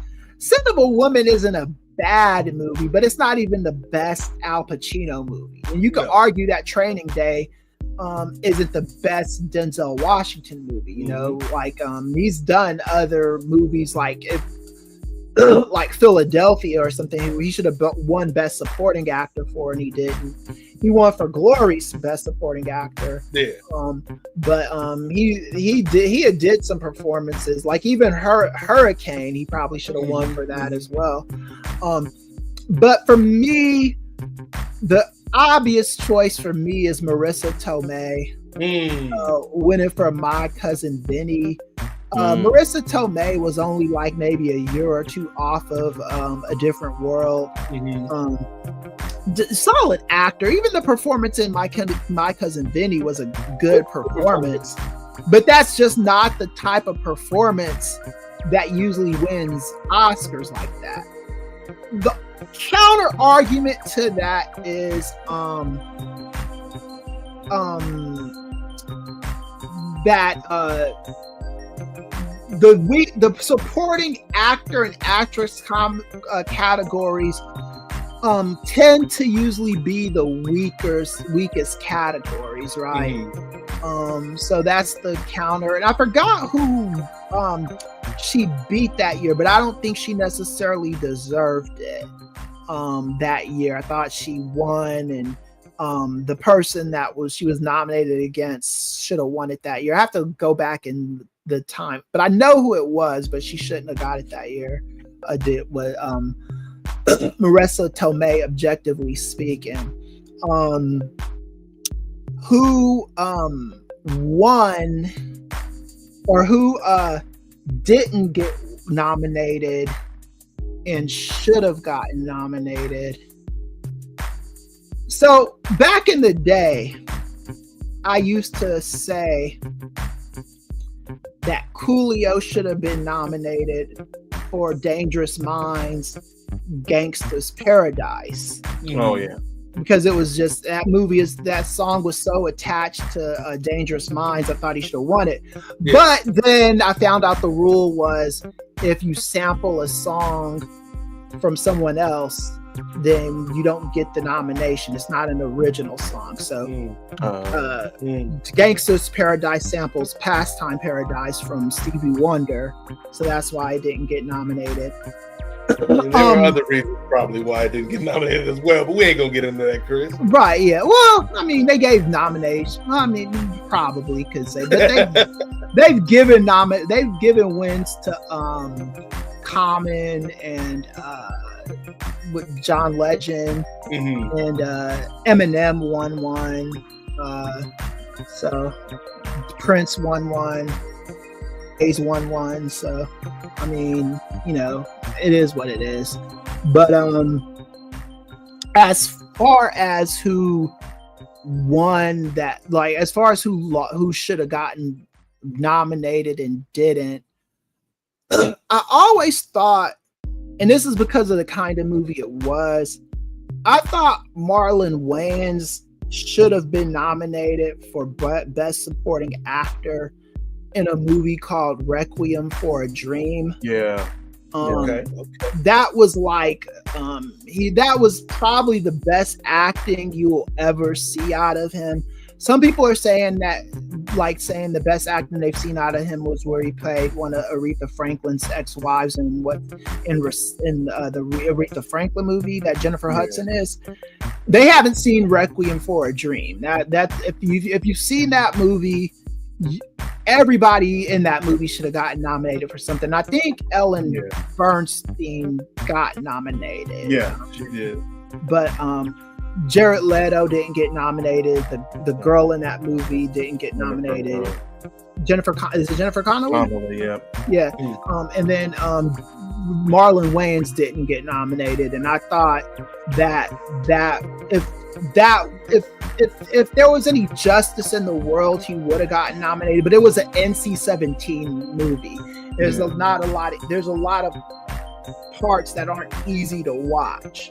So that's why he didn't get nominated. So that's my long Oscar spiel. So with a detour to sideswipe the Image Awards. Right, yeah. Because I just, like I said, if the Grammys or the Image Awards can explain to me how they pick their winners in a way that makes sense, I'll understand. Because if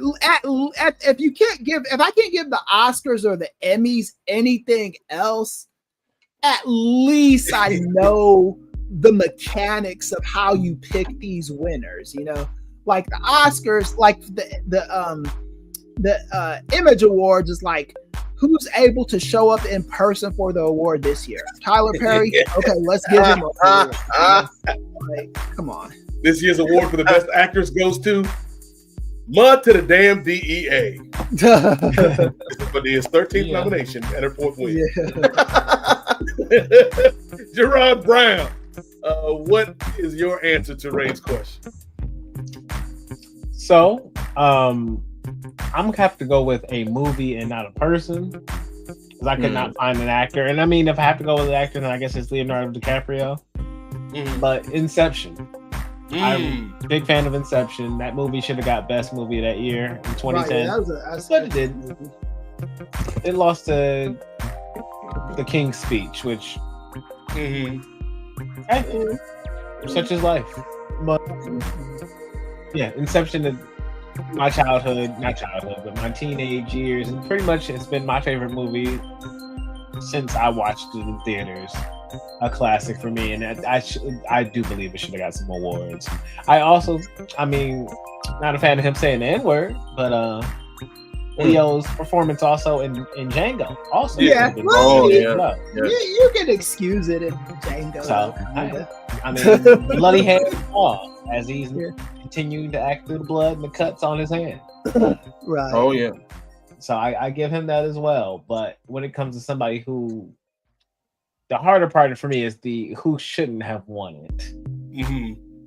I said King's Speech, but I mean, I have no bone in that fight. I have no dog in that race. I'm really struggling to pick a movie that or an actor or anybody. It's hard for the Oscars. It really is hard for the Oscars because no one's gonna say Al Pacino should have never won an Oscar. Exactly. It's just the movie that he won it for is the problem. And what he was up against. Yeah, who he's up against. And Marissa Tomei has proven herself to be an excellent actress. It's just Marissa, that movie was probably, but I can't ever, there's not one Oscar winner I can think of where I could say, oh, this person should have not finished should have not ever gotten an Oscar in their career. I just can't think of one actor like that. Okay, I'll do this. I'm going to remove the Oscar from The Revenant because it felt like an Oscar bait movie.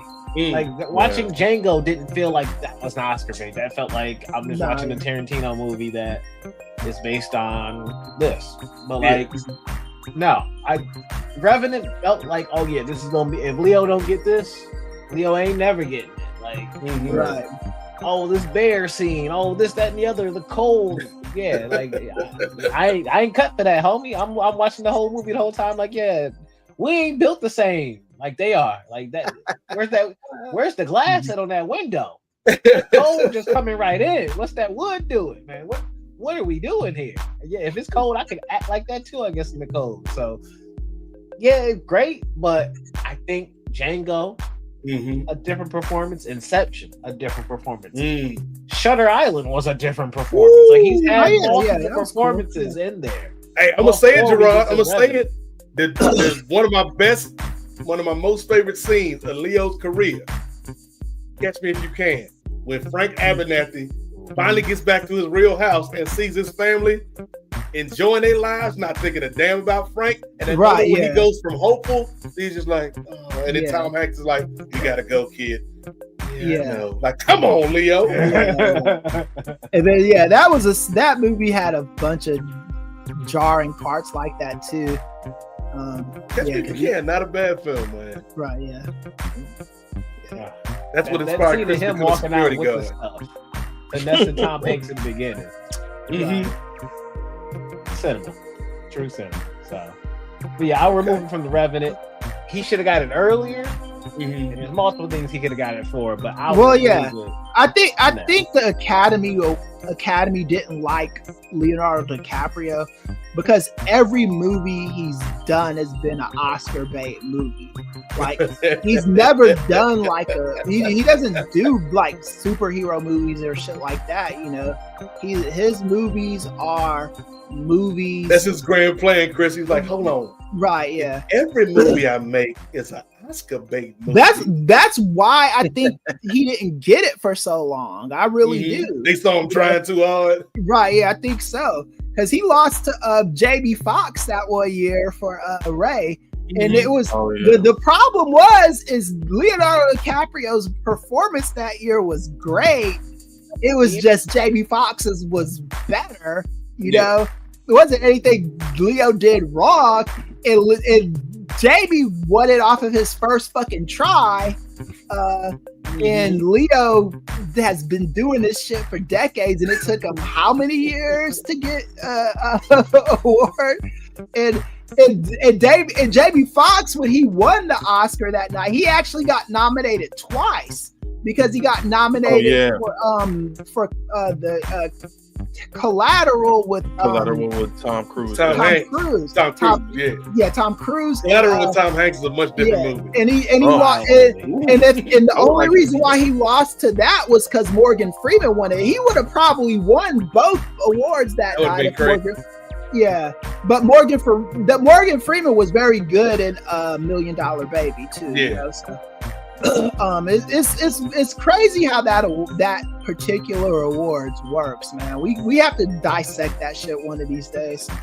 So Ray Williams, you asked the damn question. Tell us why Sydney Sweeney should have won that Oscar. All right. So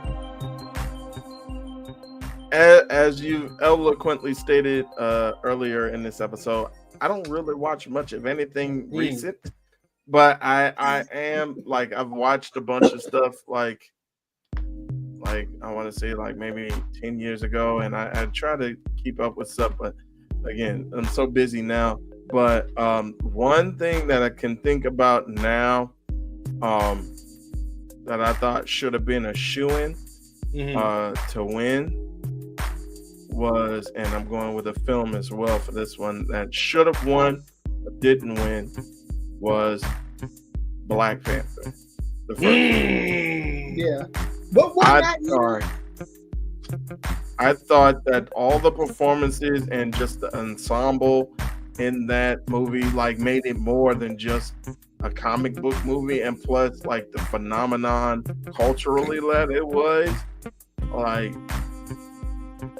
I think that should have won, but instead Green Book evolved. Oh yeah. That was that was with the White Savior movie. With Mahershala. Mahershala Ali. It's a good movie, but yeah, it's one of those white savior movies. Like, look at me, I'm a white person being nice to the I'm eating fried chicken with this black man. Yeah, aren't I great? Yeah. And then Mahershala Ali's like the uppity black guy. He's like, fried chicken. What is this? Yeah. And play it if you don't stop playing. And he's gay, but he's protecting them and shit. Yeah, Hollywood loves fucking doing that kind of shit with our people, you know, putting us in these white savior movies. Yeah, this is fried chicken you speak of.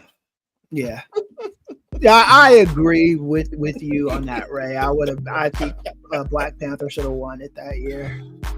Yeah, and I think you mentioned I kind of pushed back a little bit, Nate, when you mentioned like the inverse should be true, because I think like I haven't seen Green Book, but I've heard it's a decent movie, and I think that it should have been up there.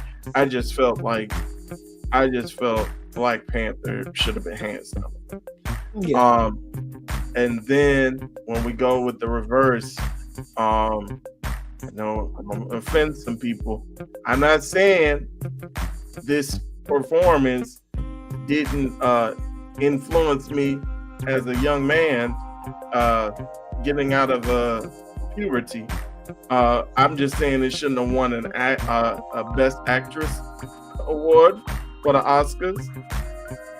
And I'm going with Halle Berry for Monsters. Wow. Oh yeah, come on, man. Hey man, Halle Berry, she had to have sex on the camera with Billy Bob Thornton, Chris. Yeah, I am kicking back on this one because I remember that year. That was 2001. Sissy Spacek was not as good as Halle Berry in Monsters Ball. Nobody was touching her in that category in that year. If you named any other year, I'd give it to you. I'll give you the nominees. So you did mention Sissy Spacek in the bedroom. We had Lady Judi Dench for Iris. We had Nicole Kidman for Moulin Rouge, and we had Renee Zellweger for one of the 8 Bridget Diary movies. Halle Berry was better than all of them that year. I saw all of those movies, and she was the best performance that year. She was. Like all around before, or just that one scene? Before? No, that one scene was. So that one scene was the clincher. That was her shot. Jordan shot on Brian Russell. And the game was like you can take that scene out of the movie and it's still a good movie. The thing with that scene, that scene showed the vulnerability of both characters. This woman just lost her fucking fat ass son, and her son, her husband got electrocuted, or not? What? How did he die? Was it gas chamber? I forget. But he died. Every bad thing possible on planet Earth that could happen to a person was happening to that woman. The same thing with Billy Bob Thornton in that movie. He did not have a good life either. He hated his son. His son knew he hated him. His son shot himself. If they nominated Heath Ledger for that movie, I'd have been questioning because Heath Ledger sounded like he was from wherever they were from, Alabama by way of Wales. I would have had a problem. Yeah, but he turned into a the Joker was his movie, but I'm like that movie for Monsters Ball. I just don't know what else that year did even close to what Halle Berry did for that movie. Damn, you refuted, Ray. I don't know. I just feel as though. Why do you hate black women, Ray? Like I said, I ain't gonna do that to you, Ray. Stephen A. Williams. I ain't doing that to you, Ray. I just, like I said, I remember 2000 because that was the year Denzel won too. Yeah. You know? And I think you can make a better argument that Denzel shouldn't have won, but I think he should have won as well. But Halle Berry was better than every single woman that year. It wasn't even like I don't remember what the trade magazines were saying, but everyone was predicting her because that was in your defense, Ray, that year it was a weaker category. And Halle Berry was the strong performance in that category that year. Because there's been years when the category where every performance in the category is so strong that you can't just pick one. Like with the year when Marissa Tomei won, there were 2 strong actresses that were supposed to win that year. They canceled each other out in the vote. And that's how Marissa Tomei got it. But Halle Berry was undisputed in 2001. Sorry to do that to you, Ray, but she was. I just think that one scene kind of put her in the stratosphere. Well, I mean, I saw the movie. I saw all of the movie. It's not an easy movie to watch. No, it's not. I don't want to see that shit a couple times. The only person that had worse luck than her was fucking Precious. Damn. Damn. Yeah, Precious. And didn't Gabby Silva get a nomination for that? She got a nomination. Yeah. I think she was nominated. She was nominated. Yeah, she should have been. That was she did a thing in that movie. And Monique won. Yeah. But and I do agree that I do. And I think that could have been kind of Oscar baity too. Is like let's just make everything just rain on this. oh, your husband got wrongfully convicted, and now he's getting sent to the electric chair or to the what's it called, the lethal injection, whatever. And now your poor son, he dies off screen. We don't even get to see him no more. He just die off screen. And so, and then you're hooking up with this dude, and then his racist daddy is just like, what you doing, man? I was like, Yeah. So it's just like I dug. Sounds like you are very proud of Ray Williams. I don't know. Like you said, I think had it been against stronger performances, I don't think it would have won. So yeah, but it wasn't Ray. So why are you trying to retroactively take away this sister's Oscar, man? If I ever see Halle Berry, I'm gonna tell her. If Bob Cousy played in the finals last year, Bob Cousy would have got waxed. That's not what we're talking about, Ray Williams. If Mickey Mantle was facing these pitchers today, Mickey Mantle would strike out every time. But we ain't talking about that, Ray. You can only play the competition in your era. When somebody said Bill, schedule, she just played who was on the schedule. Bill Russell, they Maybe just played all against over Bill Russell. taxi drivers.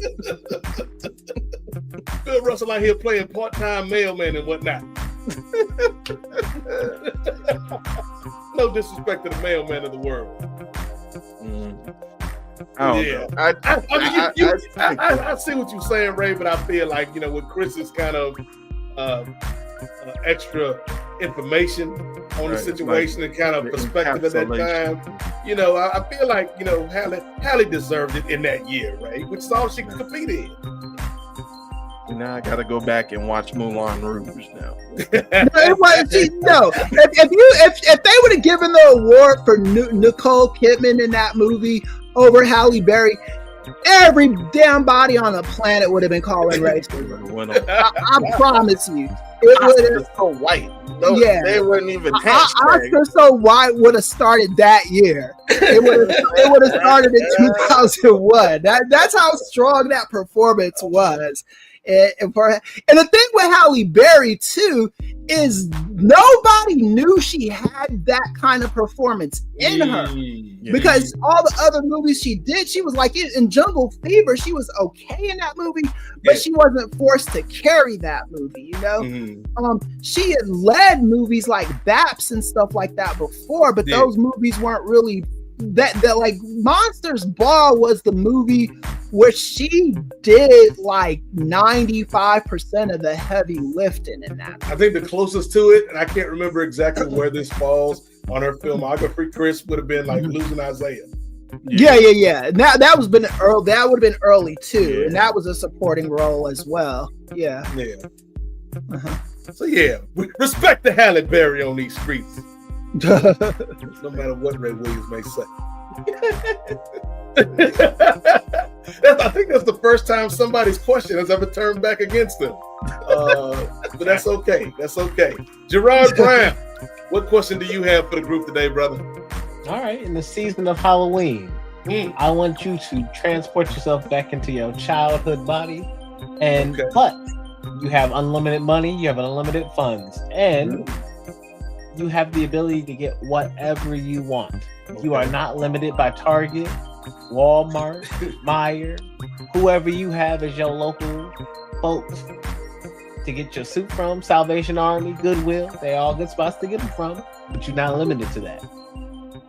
Who would you want to be for Halloween? Good question. Chris, who would a young Chris Ely want to be if he had unlimited funds for Halloween? For Halloween, and that's never really been my holiday, but I always I would have been like one of the Mario Brothers or something like that. like those suits, or I like any Mortal Kombat character. If this was my high school years, I did have a little bit more guns to show, so I could have been Jax. These days I couldn't. Like in high school, I would have been confident walking around with my shirt off being Jax. Oh dang! I can't do that in 2025. like not the same way I used Professor to. Ely, what are you doing? I mean, like, yeah, theoretically, anybody could do what they want to do, but it just wouldn't be good for me to do that this year. But yeah, like I'm all about I'm wearing a Killer Instinct shirt. Any video game character, like those are my favorite things to like play cosplay as, you know. Nice. Okay. Shout out to a guy, Red Saber from American Gladiators, who played Jax in the movies. Oh yeah. Ray Williams, who you dressing up as for Halloween with this unlimited money? All right. Well, if we're talking about like my childhood years, you did mention Mario Brothers, brother Chris. So I was thinking about Mario Brothers. But then it just instantly hit me. And once I look back in my years and I look back at the action figures that I had, and now another one just popped in my head. So, honorable mention goes to Donatello, one of the Teenage Mutant Ninja Turtles. Yes. If I had unlimited money too, I'm getting that movie outfit with the animatronics. I'm going not the animatronics. But the winner, hands down. Mm-hmm. I'm the White Ranger, y'all. I'm the White Ranger. Okay. I'm blinged out. I got everything. I got the little flute. And matter of fact, if I could get, man, like you said, money no object, if I could get like the white tiger Zord to pull up, like it ain't got a transform. I could just get it rolling like a parade float, like and then I pop in that thing. Boy, we getting all the candy that Halloween. All the candy. The White Ranger is the only white power we acknowledge on this show. It is. White Ranger, Tiger Power. I liked it better when he was the Green Ranger, and I wasn't a big Power Rangers fan, but I like the Green Ranger better.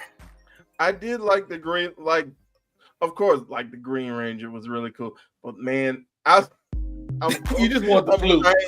I ain't beating allegations, but when I said right, like you could have easily picked the Black Ranger. Right? Nah, hey, that white is the cleanest outfit he had. And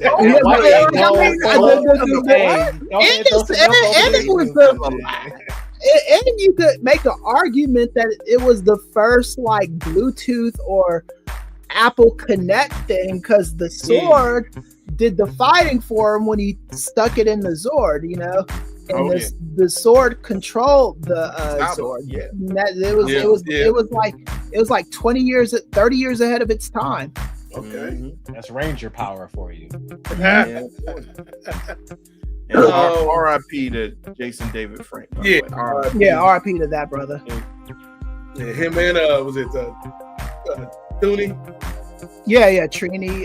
What's her name? I forget her real name, but Tui Trang. Tui Trang. That's what R.I.P. to that good sis too. Yes. For me, all right. If I got all this money, I can be anybody I want to be. You know, I got to be a superhero, Ray Williams. But not just any superhero, Ray Williams. I'm talking about John Stewart. Green Lantern. Oh yeah. Official Green Lantern Corps uniform, the whole spandex joint with the power ring that actually lights up. That would be my number one choice. My number two choice, Chris. My number two choice, Ray. My number two choice, Gerard. It's only one man that it could be. Because have you ever purified yourself in the waters of Lake Minnetonka?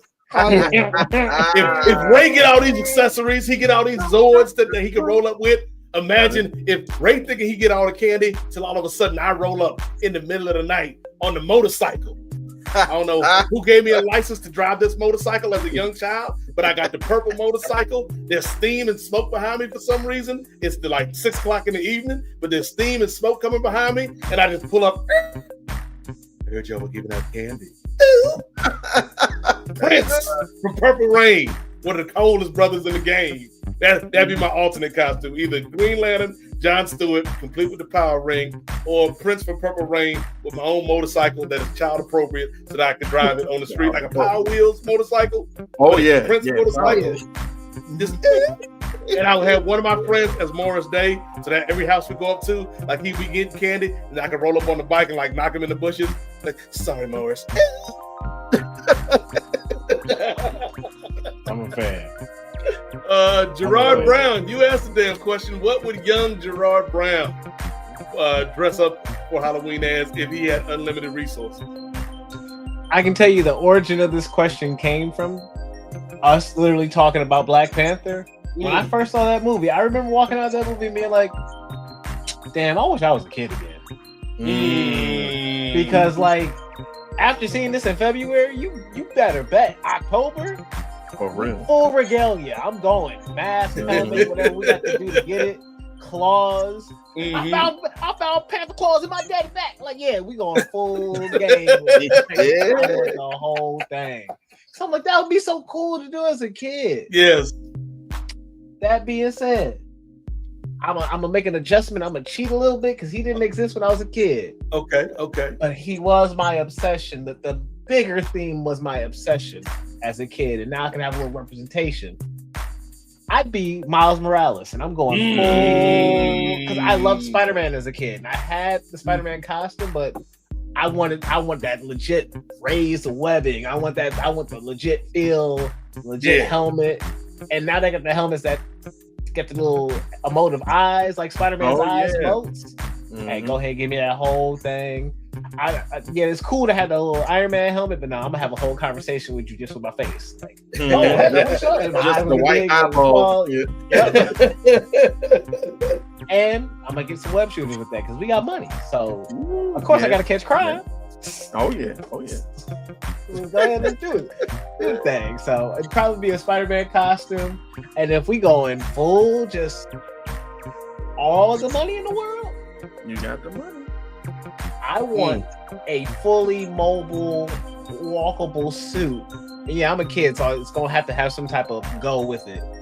But as Optimus Primal from Beast Wars, because Beast Wars was my show as a kid. I don't care how bad the 3D animation was at the time; it was revolutionary for the time, and I love that show. That or Beetleborgs. Oh yeah. Because I was off-brand. I wasn't allowed to watch Power Rangers at first. Because my mom, for whatever reason, she banned random things. Power Rangers, Harry Potter. But I saw The Matrix in theaters. So, like, I don't know. I can watch people dodge bullets, but I can't watch people be the bad guy on Saturday mornings. It's cool. Whatever. That's chill. But, Beetleborgs she ain't banned Beetleborgs, and it's the offer. And we got Power Rangers at home. I got Beetleborgs. So go ahead and give me a Beetleborgs little animated too. I'll do that too.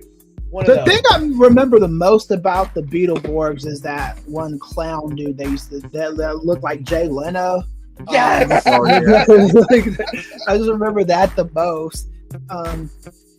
And I think the mom on that show. No, that might have been Masked Rider. I'm not sure. I think there was the mom on that show is fine as hell. She was an actress playing an older lady. I'm friends with her on Instagram. I can't think of her name. I think it was the Masked Rider show, not Big Bad Beetleborgs. Oh yeah, say the whole name. It's a tribe. Big Bad Beetleborgs. Unless you know what they about, Chris. Right. All the good answers. Although I do feel like we have to throw in an honorable mention. If Chris and Ray both had the Mario Brothers, Chris as Mario and Ray as Luigi. That's a beautiful team-up costume. Right. It's a it's a Dr. Ely. Yeah. Because all you got to do is buy the little... Got some overalls. Yeah, and buy a hat with an M on it and a hat with a L on it, you know. So now we gotta do this. We gotta do I was gonna this, say that's a Chris. costume that y'all could actually do to this day. We gotta do a convention now. Once we get booked as a panel at a convention together, if it's on the West Coast. Hey, I'm down. Everybody show up in there. I got a 90s party I got to go to this weekend that Areva Martin is hosting. So I might think of that. And you gotta come into the old Mario Brothers theme song from the TV show. Evil Cooper and his troopers was up to misbehaving. They kidnapped the That was the jam, man. That shit was the jam. I used Everybody to love the damn shows. Yeah, the Super Mario Brothers Show, Super Mario Brothers 3, and Super Mario World were my favorite fucking cartoons. And then Captain and the Game Master. That was hot. Yeah. That was hot. You don't know nothing about that, brother, Ray. Yeah. Captain and the Game Master. He went into the games, and it was all the people, all your favorite Nintendo characters. Mega Man was in the game. My little brother is your age, Ray, so he knows about it because he watched the stuff with me. But it was one of those things you just had to be there for. Yeah, we had proper Saturday morning cartoons, right? Right. Talking about this show called Turbo Team. It was about a teen Gerard. Yeah. Oh yeah. Jesus Christ. Yeah. And let his friends hop in him and drive. Oh. Yeah. TK Carter. There was a show called Rubik's The Amazing Cube. It was about a Rubik's Cube, right? That got hit with magical powers and came to life, right? But only when you lined up all the colors right. If you knocked it out of balance so that the colors wasn't all lined up on the same side, Rubik's was just a regular ass cube. But then you turn it to where it's all the same color. Rubik's The Amazing Cube.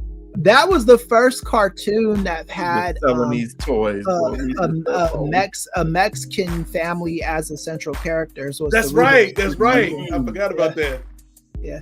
And The Amazing Cube. Yeah, all those 80s, 90s all the 80s, 90s cartoons and kids shows were nothing but commercials for the products that were coming out, man. Very true. Like about the snort, right? What you know about the snort? Yeah. They was Smurfs, but they was on the right.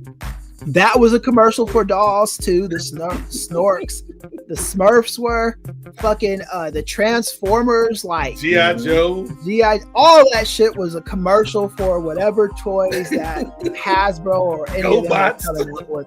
GoBots, yeah. Like we know GoBots actually came GoBots came before Transformers too. A lot of people don't know that.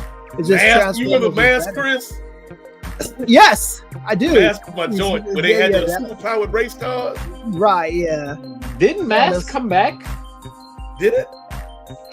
I don't quote me if I'm right or wrong, but if you watch the last Transformers movie, at the very, very end,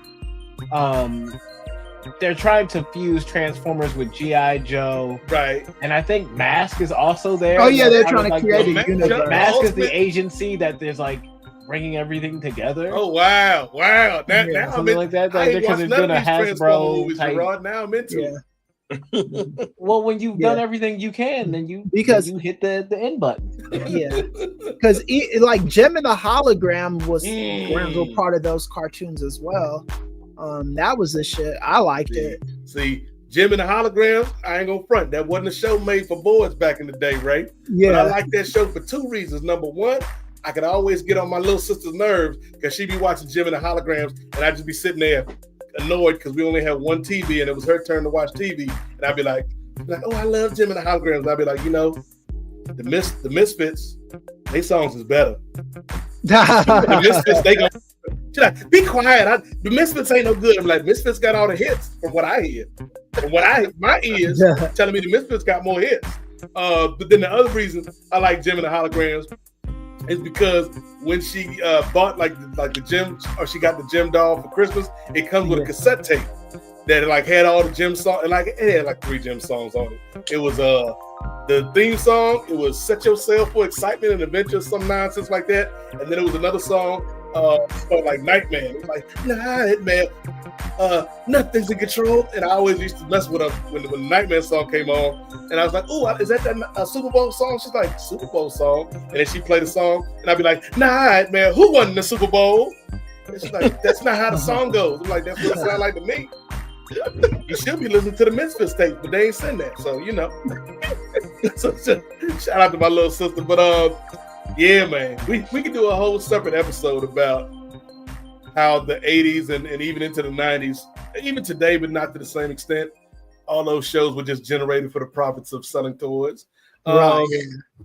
But let's see. Chris, what is your question? Okay. Well, I guess since we're on this nostalgic kick, what is your favorite guilty pleasure show from the 80s, 90s? And I mean guilty pleasure, not a show that was like that you went around advertising that you watched, something that you watched and people didn't, you weren't really like, maybe you weren't ashamed to watch it, but you weren't quick to advertise you watched it. It can't be wrestling, something else, you know. Like, what was your favorite guilty pleasure TV show? Okay, good question. Ray, what you got? Keep going to me first. I'm thinking, well, I don't know.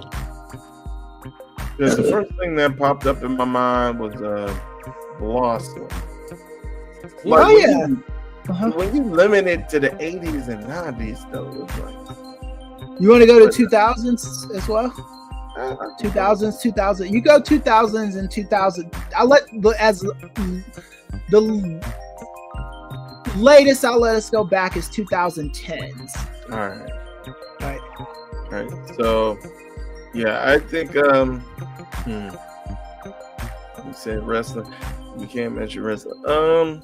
Yeah, I think the earliest one I can remember is probably Blossom, because I grew up in an all-black neighborhood, and I ain't telling nobody I'm watching Blossom. Like, why is Ray doing that dumbass dance? See, I wasn't ashamed of watching Blossom because it came on after Fresh Prince. That was my yeah, it's like it was and NBC used to advertise it as the Fresh Prince Blossom Hour. So I was watching. It was like, in my opinion, nation.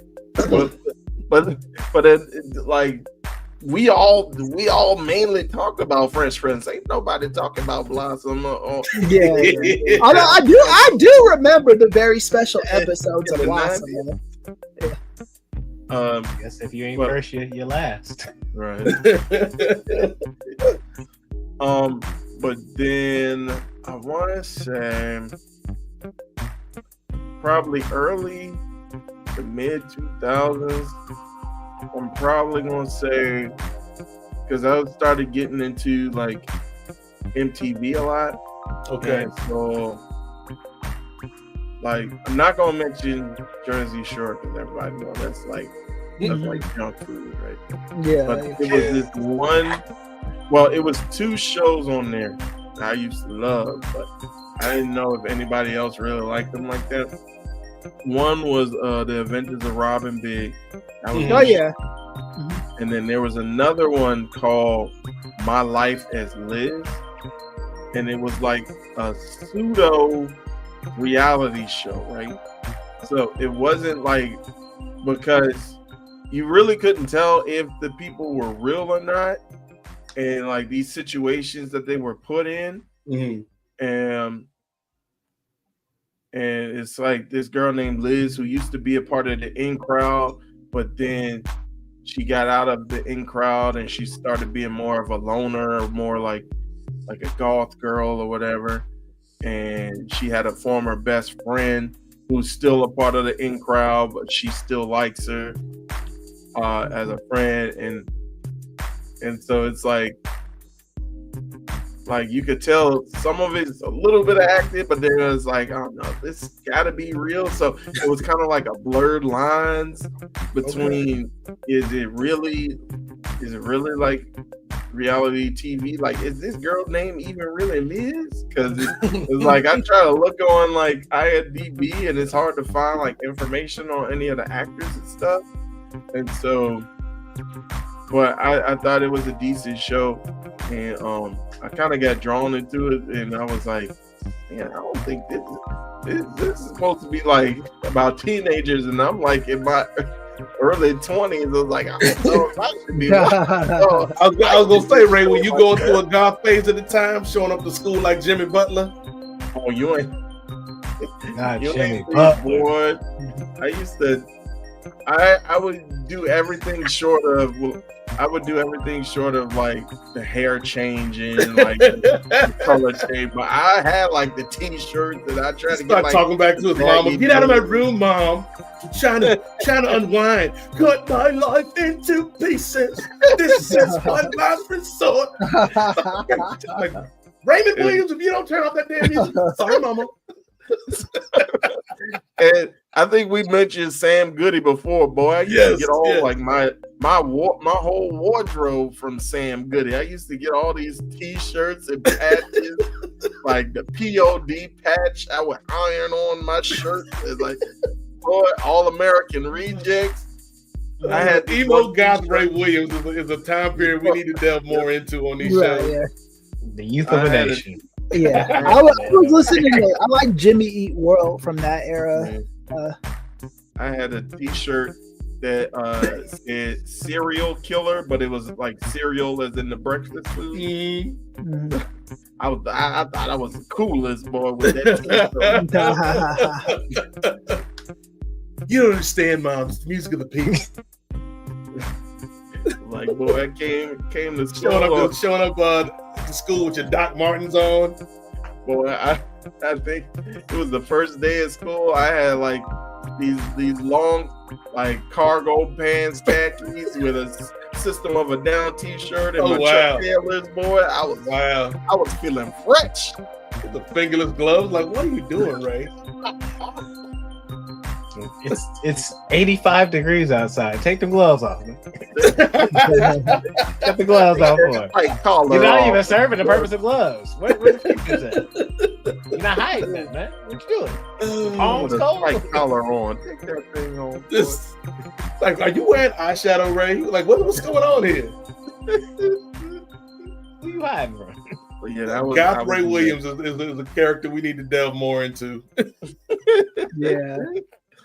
But then I went to junior college and found out people are really into this goth life. I'm like, you ain't about this goth life for real, Ray. I ain't get no gauge in my ears. No. That's how I felt about wrestling too. Like I used to think I was the biggest wrestling fan on the planet. Then I discovered the some real wrestling fans. Yeah, and these motherfuckers like watching shit, and because I was like tape trading and shit as well. But these motherfuckers watch shit I ain't never heard of. You know, like all these. I'm like, my God, man. You ain't real, Chris, if you ain't watched Hayabusa's death match from 1986 against in the Tokyo Dome parking lot outside the Tokyo Dome. You ain't real. Yeah, ain't real. Yeah, you ain't no real Shinsuke Nakamura fan. You a WWF Shinsuke Nakamura. What you know about the Three Musketeers, right? Right. Chris? What you know about the LA Dojo? Chris is like, maybe I'm not as deep into this stuff as I thought I was. I know, right? So like, what the fuck are you talking about, my dude? I wasn't talking about here. I thought it was in Japan. Why the dojo here? That would make no sense. So for me, it's a couple shows, Chris, that come to mind when you bring up this topic. The first one, like the very first one that popped into my head, was VIP back in the day. Oh yeah, I used to love Anderson joint. Man. Yes, I was not guilty at all, brother. Yeah. And see, everybody that show for Pam, but for me, Chris, there was one member of the VIP team that really spoke to my heart. That was our good sis Natalie Raytano. Yeah, Natalie Raytano. That was my favorite one. Whole show. Yeah. It should have just been called Natalie Raytano and them other girls. Right. I was the producer. But that was like during that time period where you just had these random syndicated shows. Oh yeah, I used to love all of them, man. Yeah. Cleopatra, what was it? 2025. 25. In the year 25. They remake. What's her name? Gina. We living in the real life. Yeah. No, we were still 500 years off, but we gonna get there, right? We gonna get there, and Cleopatra gonna be that waiting. for all of us. And I used to love the theme to that show, the Cleopatra 2525. If you ever have a chance to watch it, Google it. Just Google theme to Cleopatra 2525. There was some good syndicated shows back in the day, man. So VIP is one of them. There was a show, it was like the Timu American Gladiators, right? But they was like, yo, everybody love American Gladiators. But what if we did this in medieval times, Gerard Brown? And that's when they came out with a show called Knights and Warriors. Oh yeah, I remember that too. Yeah. It was like all these random ass medieval gladiators versus regular ass people that had to dress in medieval clothes and go through these little obstacle courses. Knights and Warriors. That was a good show, but finally, everybody know your man Jerry. Not Jerry Maguire, not Jerry Seinfeld, but your man that married Rebecca Romaine. Oh, Jerry O'Connell. Jerry O'Connell, that's what I was gonna say. Oh yeah, My Secret Identity. My Secret Identity, dog. Yeah. This little random boy was a superhero the whole time, Gerard Brown, Right. but he couldn't really tell nobody because you know that there was this government agency that was like, we think there's some suspicious activity around this young man, so he couldn't really be a superhero all the time. But then every now and then, with the effects of the time, right, he would show you he got super strength, he got super speed and whatnot. My Super Secret Identity with Jerry O'Connell. That was a good show.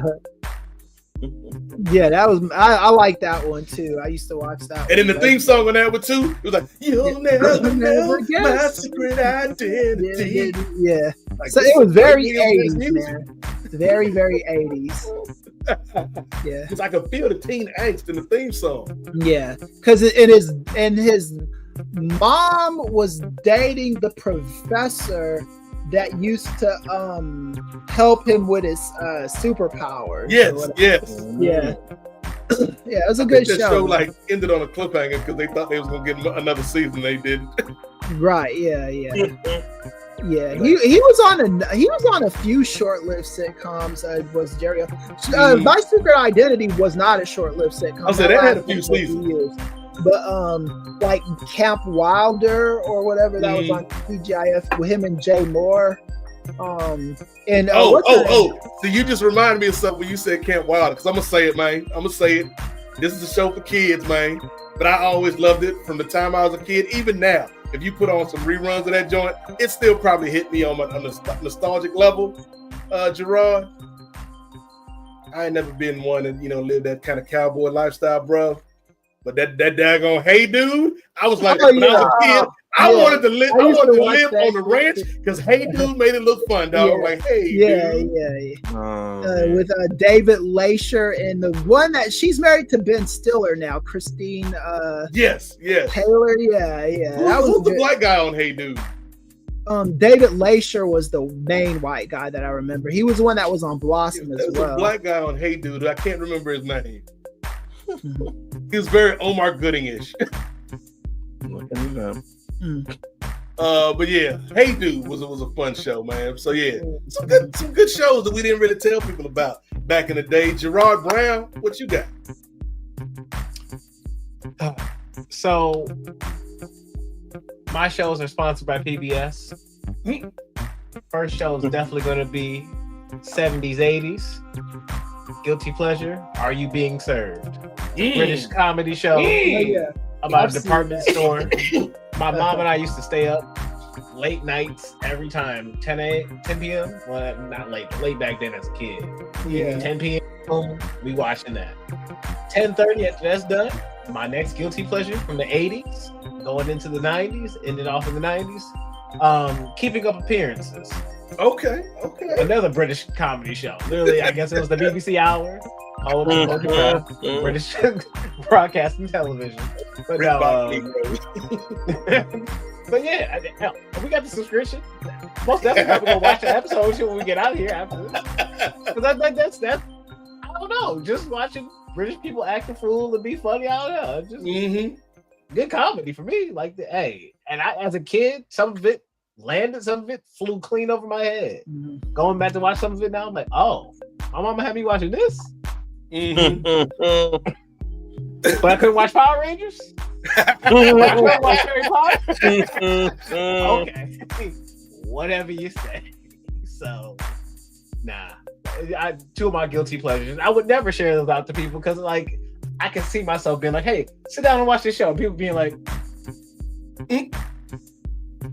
"Sir, never again. You will never suggest anything again. Whatever how the aux cord can catch on fire from a suggestion, the TV remote ain't gonna catch on fire this time. It's gonna get ice cold. They're gonna say, slide that down.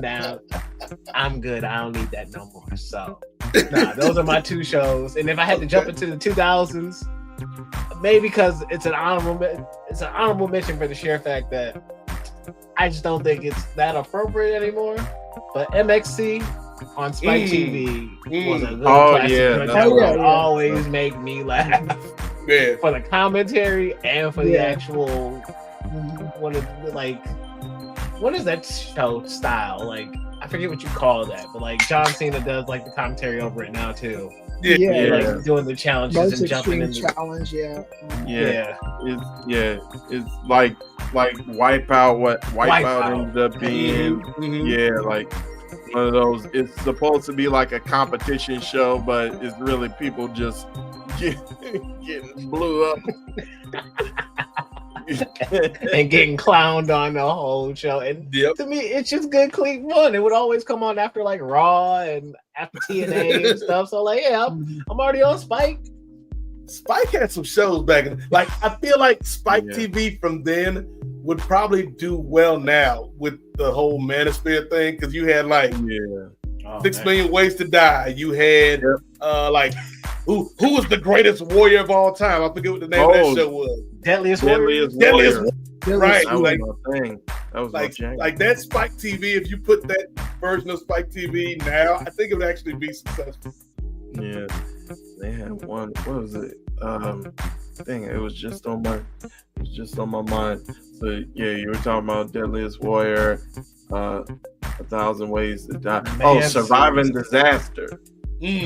Where it was supposed to be like this guy who was like an expert in survivalist, and he would take you through different emergency scenarios. Like, what if you get stuck on a plane and there's a terrorist? This is what you gonna do to survive. What are you gonna do? Nah, that's what we couldn't do today because it get too political. Right. What if you were in one of these cities like Baltimore or Chicago, and there's a bunch of Mexicans coming at you? Like, no, sir. That's not one of these scenarios, brother. But yeah, shout out to Gerard for his BritBox recommendations, because I do every now and then, Ray, I get a taste for some British comedy, man. I used to love me some Absolutely Fabulous. That was George.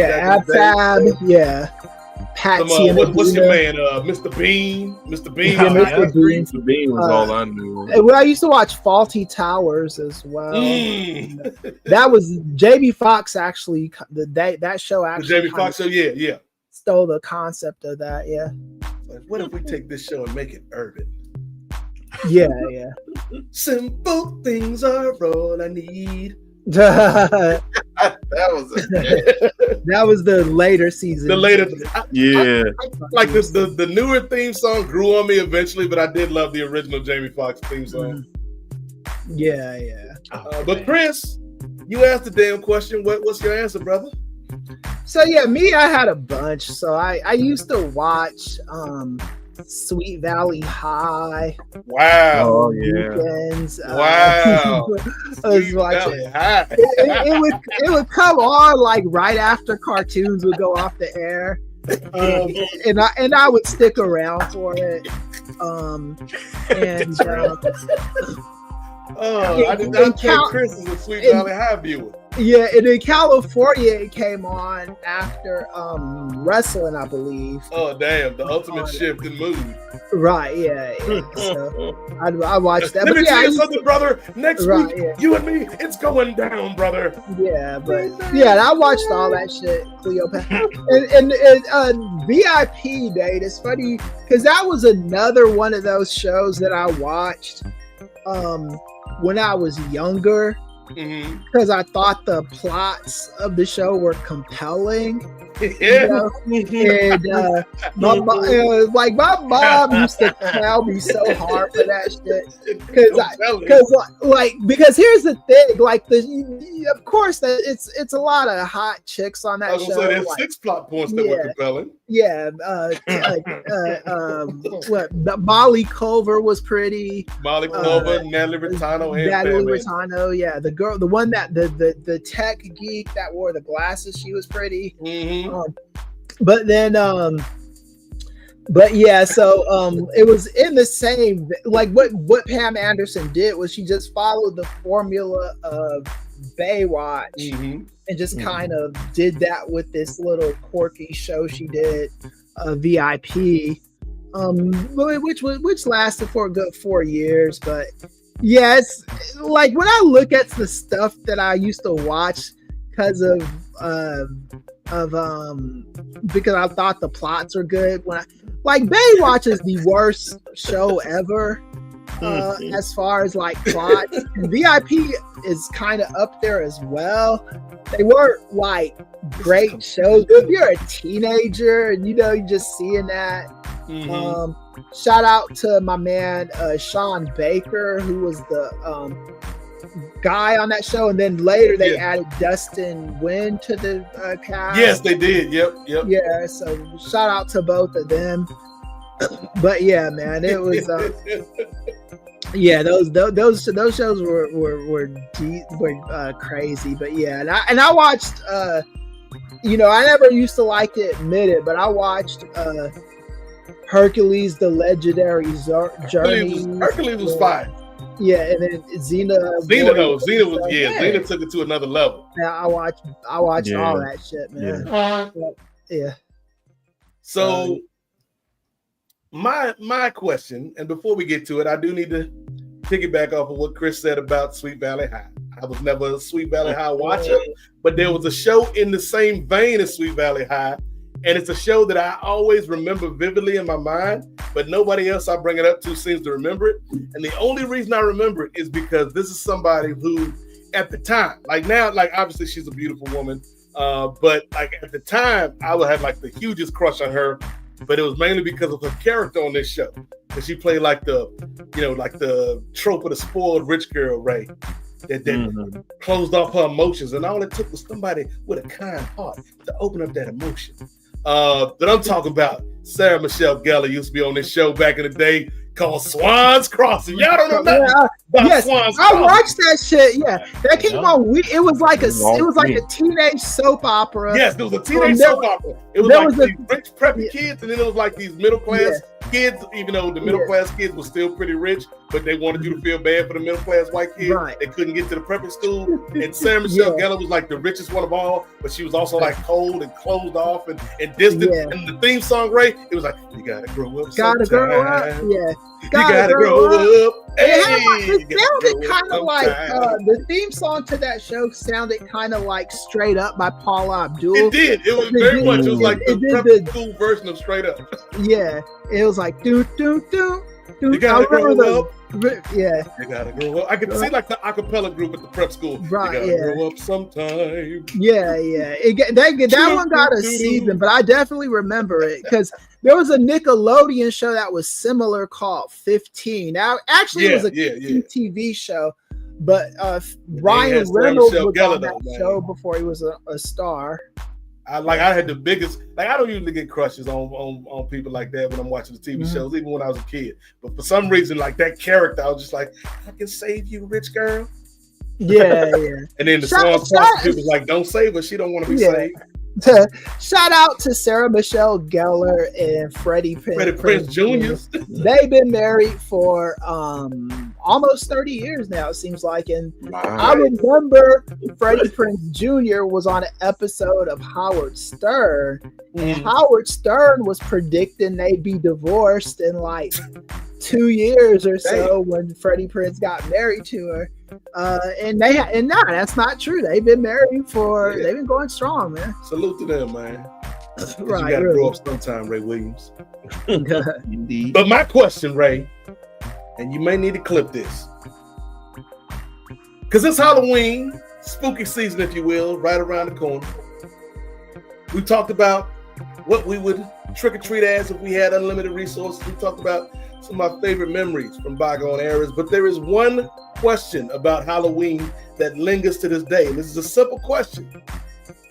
Because this is the Nefarious Media Network, right? We talk about things from a truthful perspective, a thoughtful perspective, and a turned-up perspective. But there's one question about Halloween that is turned up. Families have arguments within their houses. Friends fight at work about this question. People have unfriended people on social media because of their answer to this question. And the question is very simple, Ray. Candy corns, yay? Candy corns, nay. The great candy corn debate. We will settle it here and now on the Parley on the Nefarious Media Network. Ray Williams, candy corns, yay or candy corns, nay, my brother? I'm actually glad you went to me first. Nay. Woo. Nay, like I'm a horse. Nay. Got to say the nay, no, my brother, as Pootie Tang would say. Not at all. Like, as a kid, you take anything you can get, but now that my taste has refined, like I don't need no doggone candle wax molded into a corn. Wow. You can have that. Wow, you gonna get letters from the Brock's Candy Company. Chris Ely, esteemed professor. For me, Hold on, Chris, because your words carry a lot of weight. People know you on these streets from Lincoln Square. People know you from your educational exploits. So what you say next is gonna carry a lot of weight. Candy corns, yay, or candy corns, nay, my brother?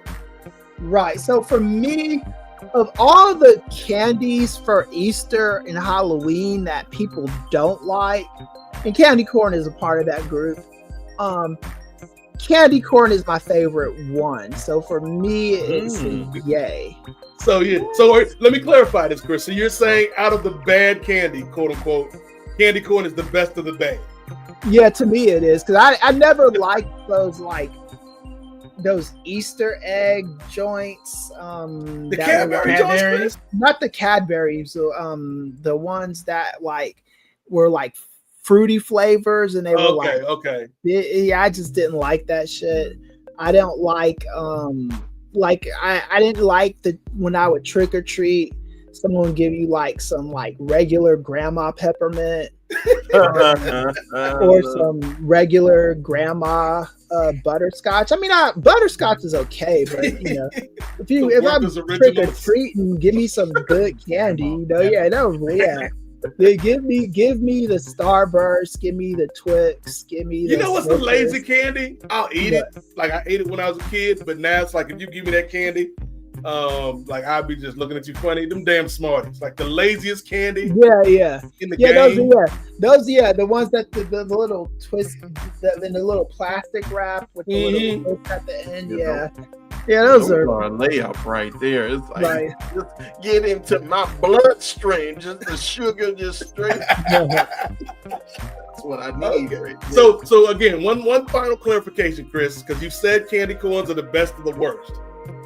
Are candy corns objectively a good or decent candy in your opinion? I think they're. I can't say good. That good is a bridge way too far. But decent is fine. I've given it to kids before, and they haven't thrown it back at me. So, he still tested it. Right? Yeah, it's fine. Okay. Gerard Brown, probably the closest of the four of us to his trick-or-treating days of his youth. Gerard Brown, America wants to know, the world wants to know. Candy corns, yay, or candy corns, nay, my brother? I'm gonna put this out there. If it's not licorice, I don't think there's too many bad candies out there. Maybe I come from the mud. Maybe I just want some sugar in my system. Who knows? You don't like licorice, brother? No. You like Twizzlers, brother? No. I don't know rubber. See, I hate to say it, especially after Ray glazed the white Power Ranger so much, but black licorice is the worst. It is. Objectively, black licorice is the worst. I think so too. But Oh, I'm yay to candy corn. Okay, For sure. okay. Oh, for sure. I love candy corn. You throw something in front of me, I'm trying to stop eating candy corn. So hey, it's cheap, it's affordable, it's delicious. Right. What more do you need? Like, Okay. why am I And going they down there and got- they spend got, $9 for Skittles and I got the same thing here and it's sugar on sugar. Because What it ain't the same. And I'm What? now, I'm mentally tricking myself because it looked like a carrot. It looked like a carrot, so I'm over here like, let's go, vegetables. Okay. And they swim. What- Like, Gerard, you ain't got to live like that no more, Gerard. I don't, but Because you an adult with a job. What? I What? don't live like that. But What? when I A was Girl a Scout? kid, Yeah. A Girl Scout sold me some like candy corn Girl Scout cookies. They were okay. Wait a minute. Girl Scout got candy corn. a Girl thing? Scout cookies. That sounds like a crime to This humanity. don't thing. feel like authorized by Girl Scouts of America. Was this Really some like don't. back alley? Yeah, I think so. Yeah. Hey, mister, we got cookies. Yeah. I think because there's another Girl Scout double branded candy too. I want to say maybe it was Snickers or something like that, where they got like a Girl Scout cookie flavor, like a Samoa maybe. yeah. Something like Okay, I that. believe that. I believe that. Snickers is down with them. Mhm. But I ain't never seen these Girl Scout candy corn cookies Chris got on La Hacienda Boulevard at the swap meet. Swap meet Girl Scout cookies. Like what? So we got a nay from Ray, we got a yay from Gerard, and we got a from Chris. Yeah. I asked the damn question, y'all, so I'm gonna answer it. When it comes to candy corns, man, I understand there's a lot of views on candy corns, right? Like a lot of people feel like they're the lesser candy in the pantheon of Halloween candies. A lot of people's like they don't really have a lot of flavor to them. Some people like Gerard just like the sugar content. Chris is like, yeah, they bad, but they the best of the bad, you know. For me though, I've always felt this way about candy corns, and I'm not gonna lie to the people now and try to front just for a bit or something, Ray. Because when it comes to these damn candy corns, I love them, man. Oh, I love them, dog. Let me tell you something. Something about I don't know, the ingredients in the candy corns, the chemicals they use to form this little nugget of goodness, right? But it's something about the taste of that candy corn, man. It's like caramel, but it's like sugar, but then there's like some type of cream element to it, but it's mainly sugar and then that little caramel hint on top. It just works, right? Like Gerard said, man, and it's in the shape of a piece of corn, and it fools your body mentally like into thinking you getting nutrients, but all you get is sugar in the form of a delicious candy corn. We've settled the debate, America. 2 votes to 1 and 1 in the middle. Candy corns are good. You know, you can put me as a yay. I'm cool. Oh, ooh, it's a landslide of candy corns on your face, Ray Williams. whoa, no, Hey, yo. what? I am not. These opinions and those expressions. These experiences and expressions do not reflect what I feel personally. I mean, you said your piece, right? You said your piece. Mm. Okay, real quick, lightning round. We've established that candy corns are the most controversial of the Halloween candies. But what is your all-time favorite Halloween candy to get as a kid or candy to eat now? Ray Williams, what you got? I mean, of course you could go with like all the favorites, like Snickers and Snickers, Reese's. I love the Smarties and Wow, you basic. I used to love the Smarties, man. You're basic, Ray. You're basic. Just eating these little Don't antacid judge me. tablets You of like candy corn. Don't judge me. The Smarties, like that's. Like, we're gonna do something adventurous tonight. We're gonna have a pack of Smarties. It's just the texture of candy. At least the Smarties, you know what you're getting, okay? Ray likes Smarties. Okay, Ray. I ain't gonna yuck your yum, brother. I ain't gonna yuck your yum, my man. Smart, and then it was the other ones. They were kind of in like the disc shapes, but they were in like the flat packaging. I don't know if they did the Smarties like that too, but I know they had the Smarties. Were like, they sour? For the ones that were flat sour? I don't know if they were sour, but I know that they were flat, and it was like 3 to a pack. I know And it was exactly like- what you're talking about, candy bars. I just can't think of what that. What you said- now what's describe it again? It's like similar to Smarties, but they were like larger, like discs, and they Oh, were Sweet Tarts. Sweet Tarts. There it is. Yeah. Those were my jam. Yeah, see, to me, Smarties are Sweet Tarts that have no motivation. Yeah, I know, Like, right? Sweet Tarts that ain't want to be great. That's what a Smartie is.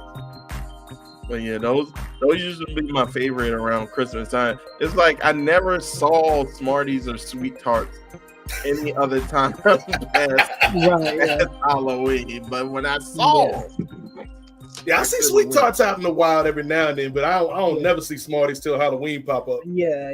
I mean, there's like the two basic types of Halloween candy, and every once in a while there's like a third type, but like a chocolate candy or fruity candy, you know. yeah, like the fruity. Some people lean more towards one than the other. Okay. Which way do you lean, Chris? What's your favorite Halloween candy? My favorite Halloween candy is probably going to be, I like Reese's Pieces, which doesn't have chocolate in it, but I love it. I can eat those for days. And I love, peanut butter M&Ms. Okay. Reese's Cups. Like all that shit. I used to be really big on Butterfinger, not as much as I used to nowadays. Okay. Oh yeah. And I like adding all those things as add-ins to like milkshakes and stuff. Okay. Getting fancy with it. Yeah. See, here's the thing about Chris, and y'all know I love me some Chris Ely. That's my brother. But Chris, he's like, Chris is my age, but because of the job and the work that he involves himself in, Chris sometimes feels like an old man sometimes, even though he's not. But it's like in my mind, I'm like, Chris is just relaxing at home, eating like some old school candies, like Mr. Goodball, or $100 grand. Like, who eat $100 grand right now? Right. 100 grand. My grandma used to love 100 grand. Yeah. So give me 100 grand. And I used to love the old people commercial for 100 grand.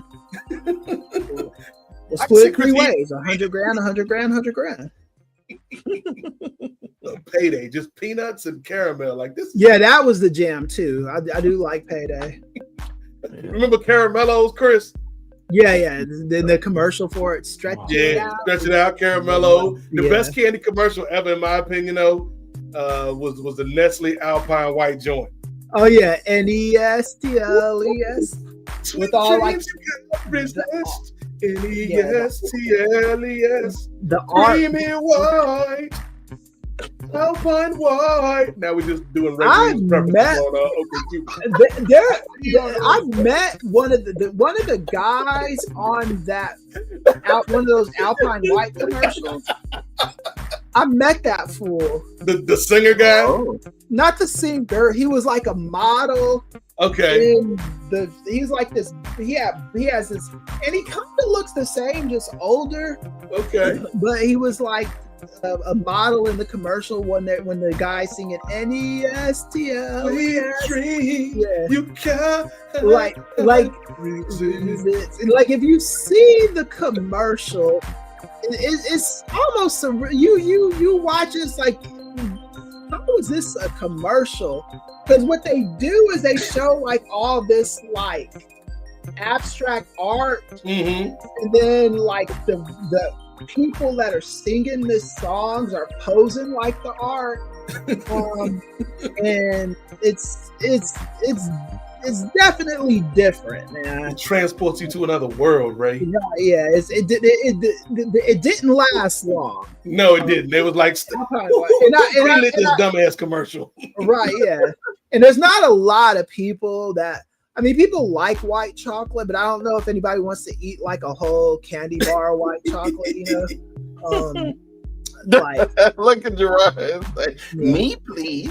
Gerard's like, easy white chocolate. Like I like white chocolate better than dark chocolate, just from a taste perspective. But dark chocolate's supposed to be better for you, though, if you're gonna eat chocolate. So for white chocolate, I like it. I can eat white chocolate plain before I can eat dark chocolate plain. But the dark chocolate, like not the dark chocolate, but milk chocolate, they mix it mixes better with stuff, you know. Like the chocolate peanut butter cups are better than the white chocolate peanut butter cups. Yes, they are. Yeah. What you bring dark chocolate for? Leave dark chocolate alone. Like I ain't eating no chocolate to be healthy. I'm eating chocolate to have fun and have something sweet. So it's gonna be white milk, caramel, whatever we gonna throw, but it ain't gonna be no dark chocolate. I'm sorry. You got to focus on the cocoa account, brother. The cocoa account. It's too much. Lower it. So no nouns for you, but almond joy is cool. Mounds and Almond Joy is the laziest. You know what? They forget Smarties. They the laziest because they made the same candy. One of them got an almond, the other one doesn't. Mounds is dark chocolate though. Almond Joy is milk chocolate. Mounds don't. Sometimes you feel like a nut. Hey yo. Jam. I can't help but feel like. I can't help but think that commercial's like a triple entendre. It is. I know, right?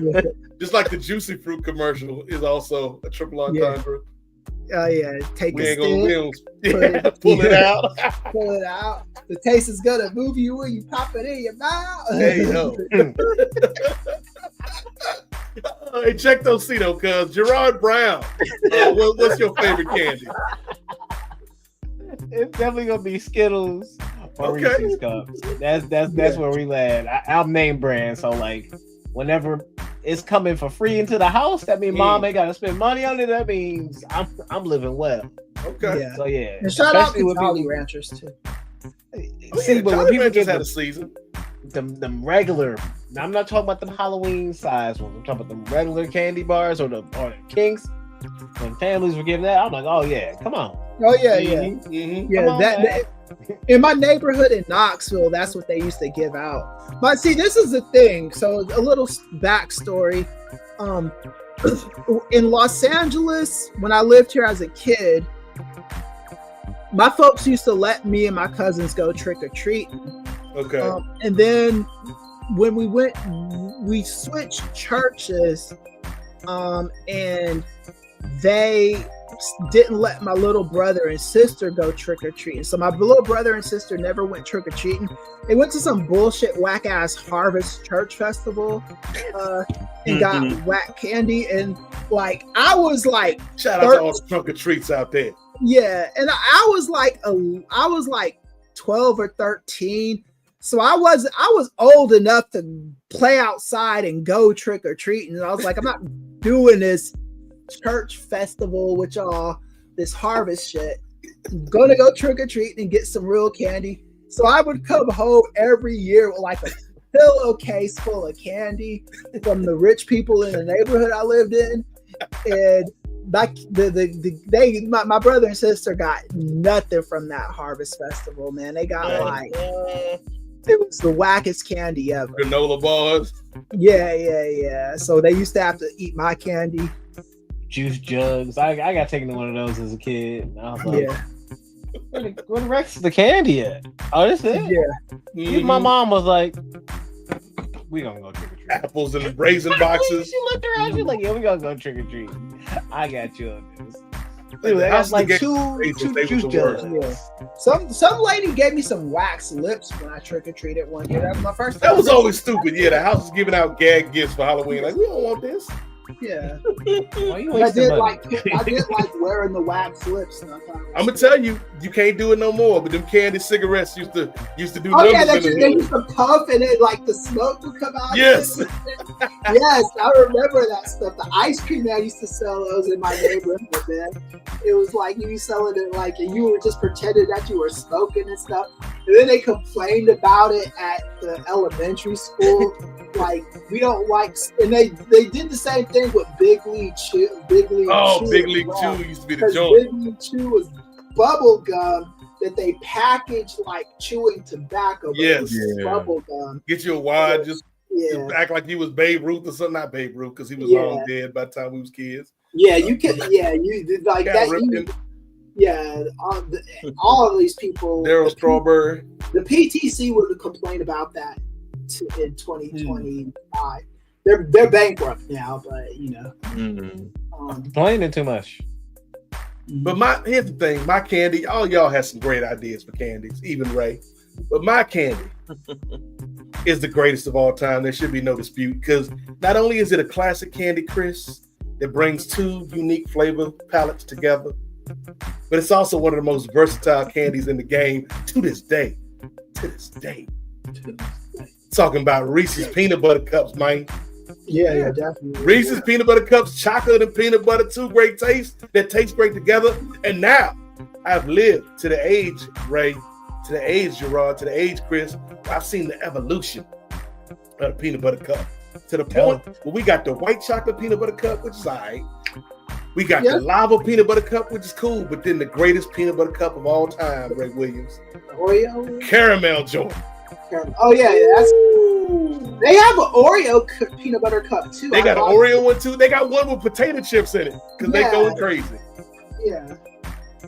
Like, where did you get these potato chips from? Ain't no, it don't say Lay's or Ruffles on the wrapper. Right. It's just some random potato chips that you made, Reese's Pieces Company. I don't believe it. That preservatives, we don't know how long them chips been in that chocolate. Are they like Wendy's? When Wendy's reuses the burgers, are they reusing chips from some other factory? Loss prevention. Hey, and that brings us back around. Full circle, Ray. Cut the damn music, because we done fed the ducks. That abrupt cut always gets me. All right, y'all. We done had a wonderful edition of the Parlay. Went longer than I thought, but it's probably because we haven't talked in a while. All four of us. But we had fun. Hope y'all enjoyed the show this week. We've got a lot of stuff on the horizon, including upcoming episodes of Super Salad, upcoming episodes of Ring Theory, and upcoming episodes of the NWA podcast over at Post Wrestling. So let's go around the horn one more time to Mr. Smarty Pants over here, Ray Williams. What would you like to promote before we get out of here, man? Well, not much. I'm gonna actually keep it short because I know I'll be taking it too long. But not much. Just everything that's going on here at Nefarious Media. Continue to keep eyes on us. SBF, we should be having a new episode coming out, and within the next 2 weeks or so, hopefully, my tag team partner didn't just desert me. But Chi-Chi, if you're hearing this, come back, please come back, Chi-Chi. But we're aiming like Bronson Reed Spears, Seth Rollins. But yeah, continue to follow us with Styles Break Fights and with everything going on here at Nefarious. If you want to follow me personally, I'm at Mondo Dondo1 on Instagram and at 2A Ray on Twitter and Blue Sky. So. Okay. And something Ray didn't mention because it just came into existence last night. We now have an official Nefarious Media Network Twitch channel. Oh, yeah. Ain't nothing up there yet, but if you would like to follow us, we got a show called Put Your Own Game that's in development, and then we got a lot of gamers here on the network. So Nef Media 25 is where you can go to check out our Twitch channel, NEF Media 25. We're going to be having some good content up there in the coming weeks and months. So if you're into video games, then check us out over on Twitch. Gerard Brown, what you got to say to the people as we get out of here on this Indigenous Peoples Day? Good folks, check us out on Friday at 7 p.m. We are going to be talking about Ring Theory. We're going to be covering Crown Jewel. If you didn't hear enough about Crown Jewel today, we'll be going into that on Friday. We also might be touching on, hey, we have a new IWGP champion. Just crowned recently. Who were we talking about? Check it out on Friday. You also heard it mentioned just a second ago. Braun Breaker decided, hey, I got to go my way. And so it's either my way or the highway. Make a choice. Make a choice. So we're going to discuss where is the white vision going from this point forward. We'll see. People making choices. We got choices to make too, because we'll also be doing our transfer window, if you will. And so why is AJ Styles going to AEW? You should definitely check in and log in on Friday and hear what I got to say about that and hear what Jay has to say as well for his picks. But we'll see you on Friday. Bring your pen and pad to class, man. Okay. Good segue. We go from one classroom to the other. Chris Ely, besides educating the youth, teaching the truth to the young black youth, as they used to say, and besides, I'm sure an upcoming Substack article about the merits and virtues of Sweet Valley High as it relates to our current political climate. What else promote, my brother? Yeah, so just follow me on the Substack. It's there, professorely.substack.com. We hit over 1,000 subscribers last month, and now we're at right around 1,100. Nice. So it's growing nicely, and then 70 of them are paid subscribers, so that helps out too. Even better. Yeah. So I'm doing I've got an event coming up on Saturday, this 90s event with Ariva Martin, famous lawyer lady, homegirl. I might be covering that, but haven't decided yet, so stay tuned for that.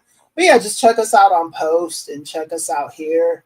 Go to the Patreon, all that stuff, man. Yeah. Okay, good stuff, Chris. And you mentioned that Patreon. I'm glad you did, brother, because we on the drive for 500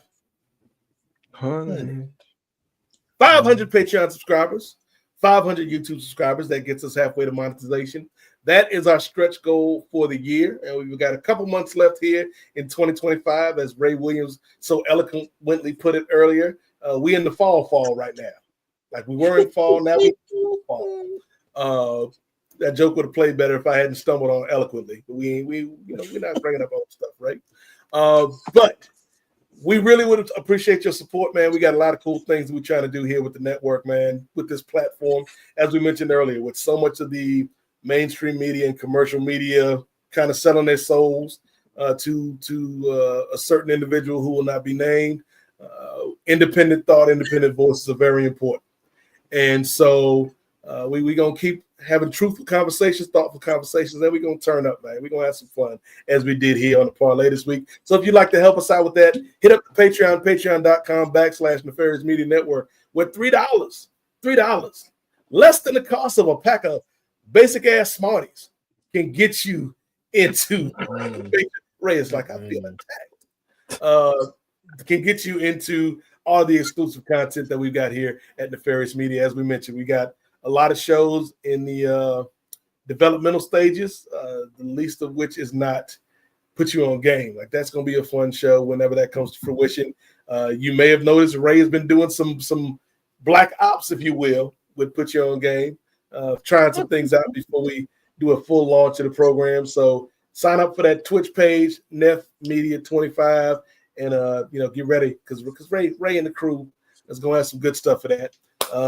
As Gerard mentioned, keep an eye out for Ring Theory with Gerard and our man, the holder of the Shula Fowler upper mid card, Jay Lacey. They got some good stuff coming. Super Salad, OG Rachel, and myself will be back either next week or the following week to give you our final thoughts on Peacemaker Season 2. Did we like it? Did we love it? Will we see more of it? We will get into all of that good stuff when Super Salad returns. And then finally, the Kings of Sport. Don't forget, we just had a lot of live watches for all 4 games of the WNBA Finals. We'll be back with some more Kings of Sport goodness here in the coming weeks as well. So support us on all of our socials, Facebook, Twitter, IG. The IG's been blowing up a little bit lately, so we appreciate that.